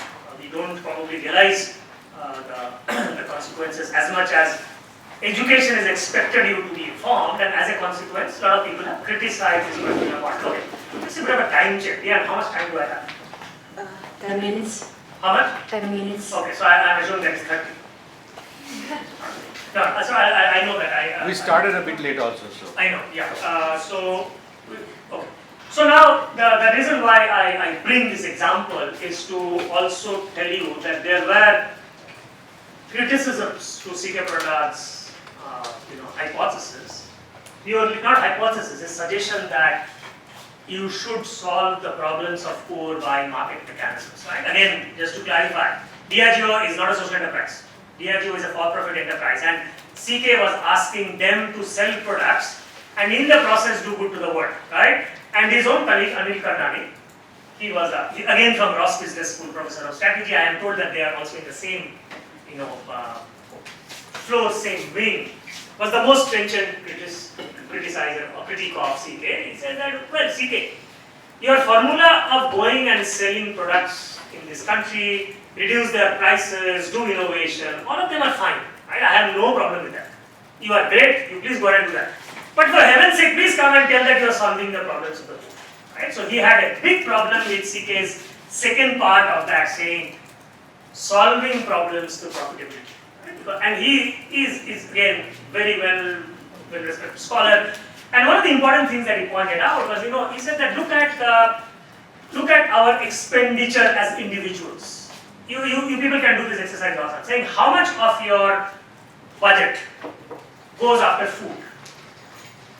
And what happens typically is that as your economic condition becomes better, the percentage of money that we spend on food goes lesser and lesser.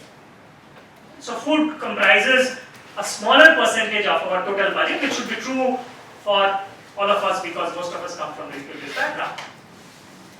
Now he says that when a poor person buys alcohol, he's actually, because of that, he's not buying something very important. That is not true for you and me. Right? You and me, we can consume alcohol, but that doesn't mean that my healthcare budget will go down. In fact, most of us will also enroll in a gym and maybe have a high-end bicycle to, wear that off, do exercise. If there is a health issue, I don't think money will prevent us from going to the doctor. But when you're talking of poor people, please keep that in mind, that the money that they have spent there might actually prevent them from not only consuming healthy food, but also taking medical treatment. And hence the context matters. It's not an absolute that it is about choice. Please look at choices in a context. Right? So that was the whole idea of quantum debate, which I kind of wanted to leave you with thought. But it is quite amazing that CK's hypothesis about how you can solve the problems of the poor through market mechanism, while it had its fair share of criticism, also appealed to a lot of organizations. And this whole thing about selling to the bottom of the pyramid, modifying our products and services, really became a boardroom discussion. And there are a lot of very good examples all over the world. One of the examples comes from GE.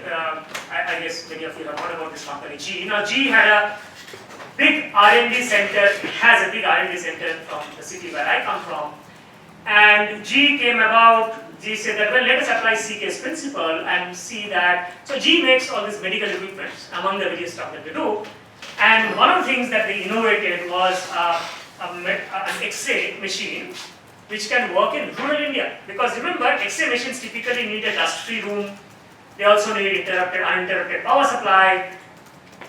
But they came up with this product which can operate on a battery, because in rural India you can't expect uninterrupted supply of electricity, and it doesn't need a dust-free room also. It can work in a reasonably polluted, dusted environment. And their logic was that, well, those big equipments in hospitals which are under air conditioned and which have a lot of all the stuff will give you very high quality pictures, X-rays, but it is not always that you need very high quality X-rays. In a rural India, maybe you can be okay with a slightly lower quality X-rays, because all you are trying to figure out is there a fracture or not, right? If there is no fracture, great. If there is a fracture, then maybe I will refer this patient to the next level of hospital that they can do a better X-ray and stuff like that. So and that was a very interesting product which they kind of talked about and say how we have innovated and stuff like that. But lo and behold, when the US Army came to know about that product, they said, this is the product we also need when we are going into the battles. Because think of a battlefield, right? In the battlefield, you can't have electricity for such a long time. It's a dusty environment, you can't have AC. And when you are fighting a war, I think the first level of response that you need is, do you have a broken bone or not? Right? If you have a broken bone, we will ship you back to the country. So the US Army became a big buyer of the product which was actually innovated on the bottom of the pyramid. Right? So there are all of these very nice examples also, but one has to keep in mind that we are talking about, when we are talking of poor, we are talking about a fairly vulnerable population, and hence you have to be very careful about the market. Now, I don't think we have enough time for Selco, but Selco is one of my very favorite, case of social enterprise. They are doing very well. One of the reasons is also the founder comes from the same institute where me and your professor comes from. He was a senior to us, and he has been running this very successful, solar light company. And energy is a big issue in India. Energy poverty is a big issue in India. I have given you some data about what exactly is energy poverty, and this is from 2011 census, which you find it very dated, but unfortunately we haven't had a census in India after that. Right? So this figure is a bit dated in that sense, but we don't have any official figure as of now, but you will find that in rural India especially, access to good quality energy is not that guaranteed, and that's where Harish and Selco was trying to fill the gap. If you have time, please read the case. Some of you would have already read the case, but here is a quick summary of what Selco does. It sells low-cost lights to the poor, and what is very interesting about Harish was that, and he had a very long period of struggle as a social entrepreneur, because his challenge was that when he's selling this product, to make it high quality, there was a certain price that he had to charge, right? And he was always very clear that he will run it as a business. He will not run it as a not-for-profit. He says, I will charge people to pay, and when you sell useful products, then even the poor are willing to pay. So he was quite inspired by that whole philosophy that if you're selling something useful, then people will pay you back. And naturally, he had to arrange for finance, and it was kind of a fairly long struggle for him. But he actually made it work, right? He made it work, I think after about 10 years of experimentation as a social enterprise, he made it work. In the case I have also described about his funders, and how he changed the set of funders so that the funders themselves were very inspired by the kind of company he was running.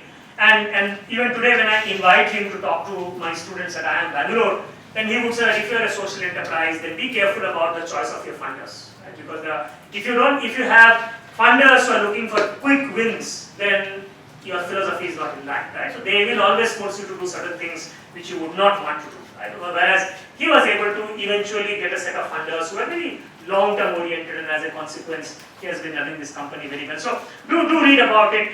Here is a picture which I love showing, which is Harish's typical customer. Right? Harish's typical customer lives in a very impoverished condition. It's not even a permanent structure. And some of the assumptions that we make about this is that, you see, there are not many houses close by, even if you call that a house. And so I'm guessing that this person or this family comes from a lower caste in India. And unfortunately in India what happens is if you come from certain lower caste, you are made to live on the fringes of the villages. It's not everywhere. India has become much better, but unfortunately some of this stuff still persists in many remote villages, because the center of the village has a lot more privileges. It has the access to water, the school will be located somewhere there, if there's a healthcare facility it might be located there. It is also the place where governance takes place. And again, traditionally it has been the stranglehold of people of the higher caste, unfortunately, and hence this is likely to be a family who is on the lower caste, on the fringes of villages, very little access, and this is here that he goes and sells these lives. And the question is that how do you make them pay for your life? Because remember, he's running a social enterprise, so it has to be a business model, right? And this is what he typically does. I'll show you just one of the models. And this is a push cart vendor. And what Harish figured out was that this person goes and sells his items on a push cart, and his source is actually a kerosene lamp. All of you know kerosene lamp, yeah? And he said that when this person pays every day Indian rupees 15 to buy kerosene. So now suppose I can give him a product for which he needs to pay less than 15 rupees as a mortgage payment, then that's it. So that was his whole financial model, right? So he went to banks. Now that took a lot of convincing, and told them that you lend 5,000 rupees, which is the cost of the solar light, to the pushcart vendor, and have a financing mechanism so that he pays you back 15 rupees every day. Sorry, not 15 rupees, less than 15 rupees every day. In fact, he was talking about, I think, 7 or 8 rupees every day, which is far lower than the 15 rupees. Right? And if he does that for 3 years, then his mortgage is paid, and that solar light becomes his asset. And what happens is when he has a solar light as an asset, then he becomes much more bankable. Because now the bank will give him even more loans because they already have an asset, right? So the bank can use that as a collateral. So that was the whole thing. But the first part took a lot of convincing to do to the bank, because remember, when they are first time lending to this pushcart vendor, the vendor doesn't have any collateral. So they are kind of giving 5,000 rupees to Selco, and Selco is actually giving the product to the vendor. So the bank is taking that risk. So how did they do that? Two things worked. One is that Selco's credibility itself. So Selco said, well, I as an organization, I have some assets which I am putting it as a collateral. So if the pushcart vendor is not paying back, you, Mr. Banker, can take the collateral which I am pledging to you. Right? So in that case, he was kind of Selco themselves started taking the risk. And also what happens in India is, the rural banks or the banks which have rural branches have something called a priority sector lending. So the government has told them that X percentage of your portfolio you have lent to the poor. And naturally when you do priority sector lending, the banks are allowed to take a little bit more risk, right? Because when you are lent to the poor, the government has said that sure, we will accept some amount of non-payment, etc. So both those factors helped a lot for Harish to convince that they will be, convince the banks that they will lend to the poor. But he has built this model which has, I think for last count, he would have sold about 500,000 units, right? So 500,000 solar lights he would have sold over a period of this 20 years. And actually, if you think about an average family size of 3 or 4, you can see that how many families is impacted. So one of the good stories here. So that is Selco. Anybody who has read the Selco case and has any questions? Both conditions have to be fulfilled. Okay. So, just based on what we saw here, I know that it's been, a lot of things coming at you, so you haven't been able to read this, okay, but one question I had, and this is maybe not just for you, partly for you, partly for everybody else, based on what you heard, is there anything, any insight here that would generalize to the US? Is the US, overall, given, let's say, things like broad indicators like GDP, given other indicators like GDP per capita, inequity, Gini index, whatever metrics you use, qualitative, quantitative, is the US sort of above this? Has risen to a point where these kind of things are no longer relevant, or is it still relevant? And I'd urge the PAs to set an assignment with these kind of questions. Good. So let me add a little bit more to Professor's question. Which one do you think is more unequal society, India, China, or US? I know what I would ask. Among India, China, and US, which society is which economy is most unequal? Knows how do we measure inequality at a very economy level? You know, what is it, Gini coefficient? Yeah. So there's something called a Gini coefficient which measures inequality at an economy level. So the Gini coefficient's value would be 1. No, so sorry, I'm getting confused. More it is unequal, right? Okay, we'll figure it out. Yeah, I forgot it. But that is a good measure to indicate. But among these three economies, India, China, and US, which one do you think is most unequal? So, just as an aside, for Gini coefficient, 0 is, I'm just reading, 0 is perfect equality. Okay, 0 is the money, 0 is a socialist economy, right? Everybody has the same. And 100 or 1, whichever way you're looking at, is when one person has the entire wealth or income of the society, right? So thanks for that. Yeah, I got confused. Danish's favorite capitalist society. So greater the value, worse it is. So greater the value, more unequal the society is. So what is your guess? India, China, US. Which would have the highest Gini coefficient, which is most unequal? This is China, okay. What about US versus India? Okay, so give me the ranking. China is most unequal. After that, China, US, and India. Yeah. Anybody else? Anybody else differs with? Maybe even include Thailand and Indonesia if you will. Differs with Mark. Yeah. So again, definitely. China and US are more unequal than India. So where do you think is the difference? Why are they developed countries whereas India is not? Whereas India inequality is kind of lower than the two places. Lower is relative, right? I mean, in an absolute scale, which they are pretty equal, but this is a little bit of a math issue, right? I mean, very basic math. Right? The average is much higher in China and US. Right? So the lowest in India is far, far lower. The spread is the one which we are talking about in terms of inequality. Right? So the spread is there in US, but think about it, US is here, whereas India is here. Okay, so that's the idea. Sorry. You want to say? Oh, not really. I know. I was just gonna say that the US is one of our biggest problems, is just like wealth distribution and like.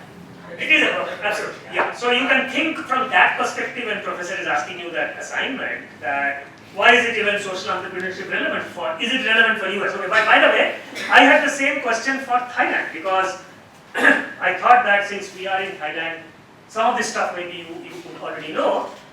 So this is data about, I haven't put Indonesia, but you can see I'm talking about GDP per capita nominal and then purchasing power parity. Now I think it's better if you look at the one with purchasing power parity. I was sorry, why am I missing the US? It must be an animation here. Yeah. So just one quick interruption. Putting Indonesia on this is an assignment, please. So Indonesia, you can do that. I have put the income Gini and the wealth Gini. Just think about these to be both measures of inequality. One is measuring how unequal the incomes are. But income is not same as wealth. Especially in a country like India, you will find that there are people who have no income but they are very wealthy. Because they have a lot of assets, right? So that's, hence economists measure both of these two. And then Human Development Index, which I think Professor Ganguly had already talked to you about, which is a combined factor of both your economic status, then your health, which is life expectancy, and your education. So that is the HDI.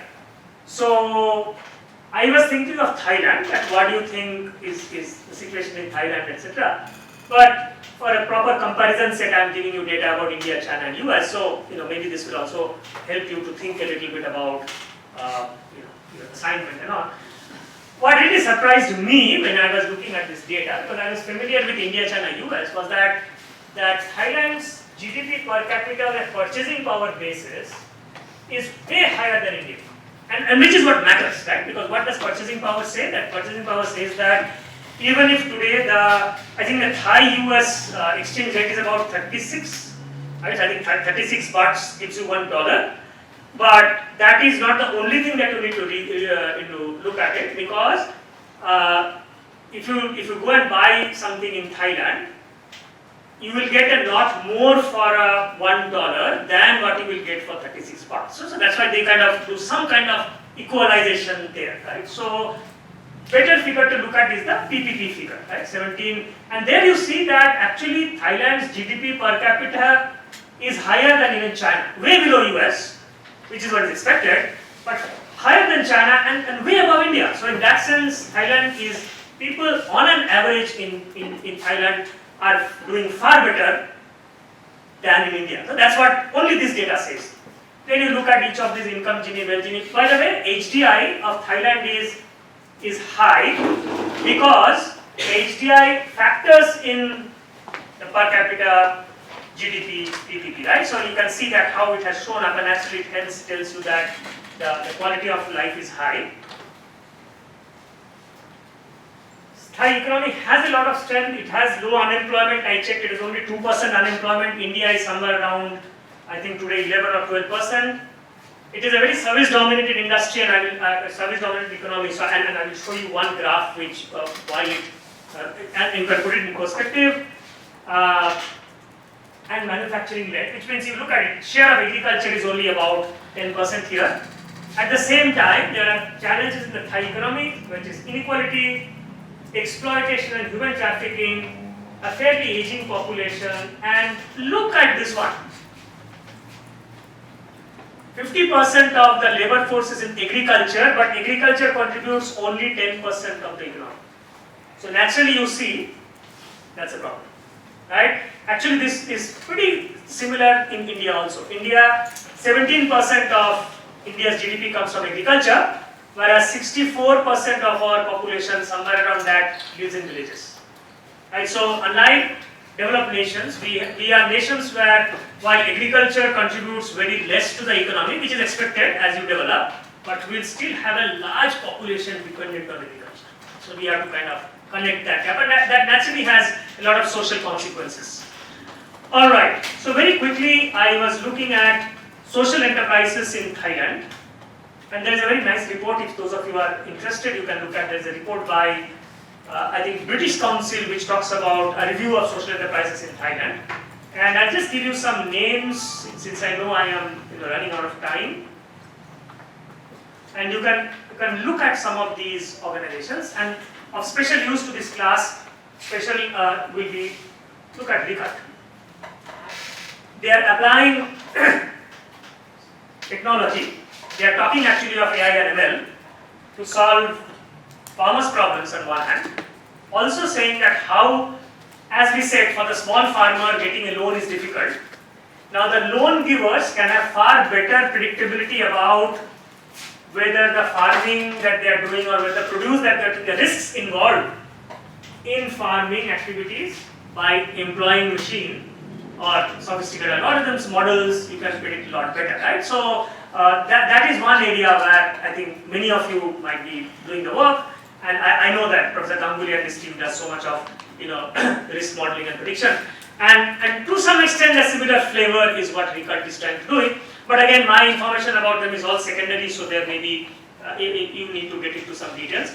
Another interesting thing about Thailand is, please note that this is also an economy which is dependent very heavily on tourism, and 18% of Thai GDP, it varies between 14 to 18 actually comes from tourism. Now tourism itself has a lot of negative social impact on this country, right? So extensive tourism can have environmental damage, it leads to a lot of human trafficking, and as a result there are a whole bunch of organizations, social enterprises, who are working to ensure that you reduce the adverse impact of tourism on the society, right? They need tourism, it's a good source of income, at the same time this includes ethical treatment of animals, avoiding exploitation, and of course improving quality of life for the local community. Saying that if you are going to these places, then let us ensure that the local community themselves gain from the tourist influx, right? Which also means that generating local employment or utilizing the money that is coming in a manner so that the economic development of the local region happens rather than a few people cornering that part. All right. So I think I will show you just 2 slides more, trying to link. Did you folks come across this one before? I will start a bit later. I will reduce my talk, so you can continue a little bit more if you want. So I have 2 more slides. I just want to connect it back to a bit about climate change and sustainability and what is the link between poverty and sustainability. I think many of you are discussing that, but since Professor Ganguly gave me that option, just look at this slide. And these are some of the the common areas between sustainability and poverty. And some of the reasons, again, you can go through it, I will share the slides with you. But this is what I really wanted to look at, because this is very interesting, where Kuznets had shown this is just a model based on what has happened historically. This is not like this is inevitable, right? And what he says, well, if I look at the economies of the past, he sees progress where typically in the earlier stage they were largely agriculture dependent, then they went to industrialization, and then they went to service economy, right? And you see the environmental degradation where maximum is coming from the environmental period, the industrial period, till they go to service. Now please keep in mind that not all economies take this same path. So if you look at Thailand itself, as the data showed that 60% of their income today is coming from services and 30% is coming from industrial production. India also had kind of gone over the industrial production hub and gone to services much more rapidly than was common for other countries in the world. But very interestingly, in the last 10 years, there has been a tremendous call in India to say that we must go back to manufacturing. And there is this whole focus on made in India, then government is giving performance-linked incentives, which means that if you start manufacturing in India, then government will give you subsidies. Which if you look at from a Kuznetsov's perspective, it will tell you that most probably we are going back, which means the environmental impact will be much bigger, right? So now one has to be very careful. It's not necessary that it will always happen, but how do we embrace manufacturing which has less environmental impact. Now that naturally brings us to the various stakeholders' challenges in the morning that we were discussing, saying that, well, if you want to manufacture by creating less environmental impact, then the cost will go up. In a competitive world, do you have customers who will pay you the high price? I'll give you a very simple example. You know, India produces a lot of steel, and steel is one of the most environmentally, I mean, it kind of really throws up a lot of carbon dioxide. Now, if you have to move to a process of making green steel, it is humongously expensive. And none of the big steel companies today are willing to do that because they said, well, we will be grossly incompetitive in the world. I mean, the world buys steel from, it's a global market, it buys steel from China, it buys steel from many other places. Suddenly the Indian, if the cost structure goes up, then we will lose our competitiveness. So these are real challenges which the Indian industries are facing. So difficult times to figure out. But the point is that we will have to constantly balance the social aspect of it and the economic and the climate aspect of it, which kind of brings us to a very interesting book that I had read. I don't know, any of you have read this book called Donut Economics by Kate Raworth? You have read that? So what Kate has done, and it's very interesting, right? She says that this is kind of a conceptual representation of the maximum pollution that we can do. Okay, so now we have some of those figures, right? It's a 50 billion tons of carbon dioxide or something. She said that, well, there is an upper limit now. You know that I cannot breach this limit because if I do that, then that 1.5 degrees centigrade increase, temperature increase will happen. And as a consequence, it will be irreversible, right? So that has been the hypothesis of the world. Now a lot of people are saying that it is not even 1.5, it's maybe at 1.1 itself it will be irreversible, right? So that's one. But she says, well, this is an upper ceiling, right? And this is kind of a ceiling for development, which is ecological ceiling. But then she brings in the social dimension. And she says that, but there is also a lower floor level. Because you have to, for countries like ours, you have to give them education, water, housing, and if you don't give them, then there will be political strife, there are issues like justice, etc., etc. So we are talking about a donut, which is about fine balancing between these two. So if we go down below this level, then it will be unfair to a significant part of the population, which is what we were talking about from social enterprise, right? So when you talk about a Selco, you are saying that Selco is now addressing the energy needs of the poor and trying to make it financially sustainable. So you have to give them minimum amount of energy, but as the business was telling you, moment you do all of this stuff, your environmental impact will go up. And that gives us the upper limit. And if we breach that limit, then we have all of these problems. Right? We have these climate change, ozone layer depletion, ocean and acidification, and the whole range. So we are actually operating in a narrow sphere, and I think conceptualizing it as a donut is something very interesting, which is the space for safe and just existence of human beings. And we have to constantly do this balance, right? Saying that you cannot put it down below a level, because that will be unfair to the millions who are still coming out of economic disparity. They need proper housing, they need proper food, they need proper clothing, and unfortunately the way we have been doing all this stuff is polluting. Right? You can't go and tell a poor person that please don't buy more clothes. You can come and tell it to me, that you have enough clothes to last your lifetime, please don't buy any more t-shirts. It's actually true in my case, by the way. Right? But you can't tell it to a poor person. So we have to constantly balance it. I found it to be good to understand and constantly think about it, that how difficult it is, how complex it is, and how are we able to balance that. So as a consequence, you will find that there are these terms called ESG, environment, social and governance, which talks about, which is a same as talking about profit, people and planet.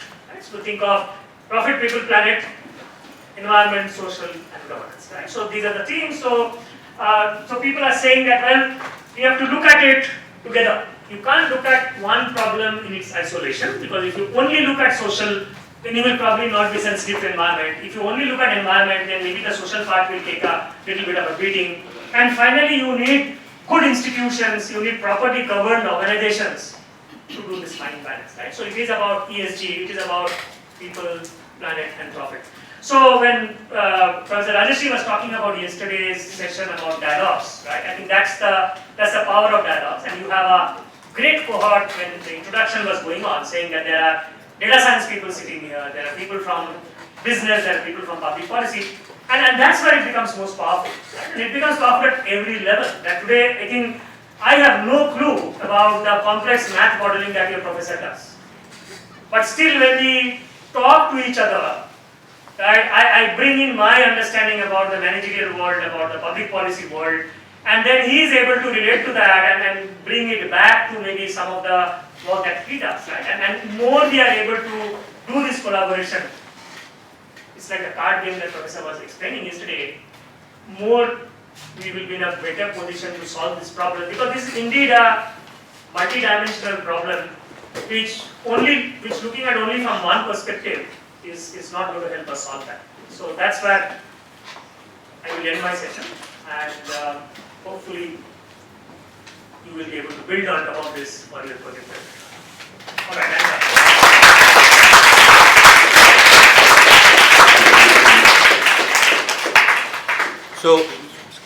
So what I would suggest is he might be available for 5-10 minutes here, so you can, if you have individual questions, you can ask. We are supposed to meet at 2.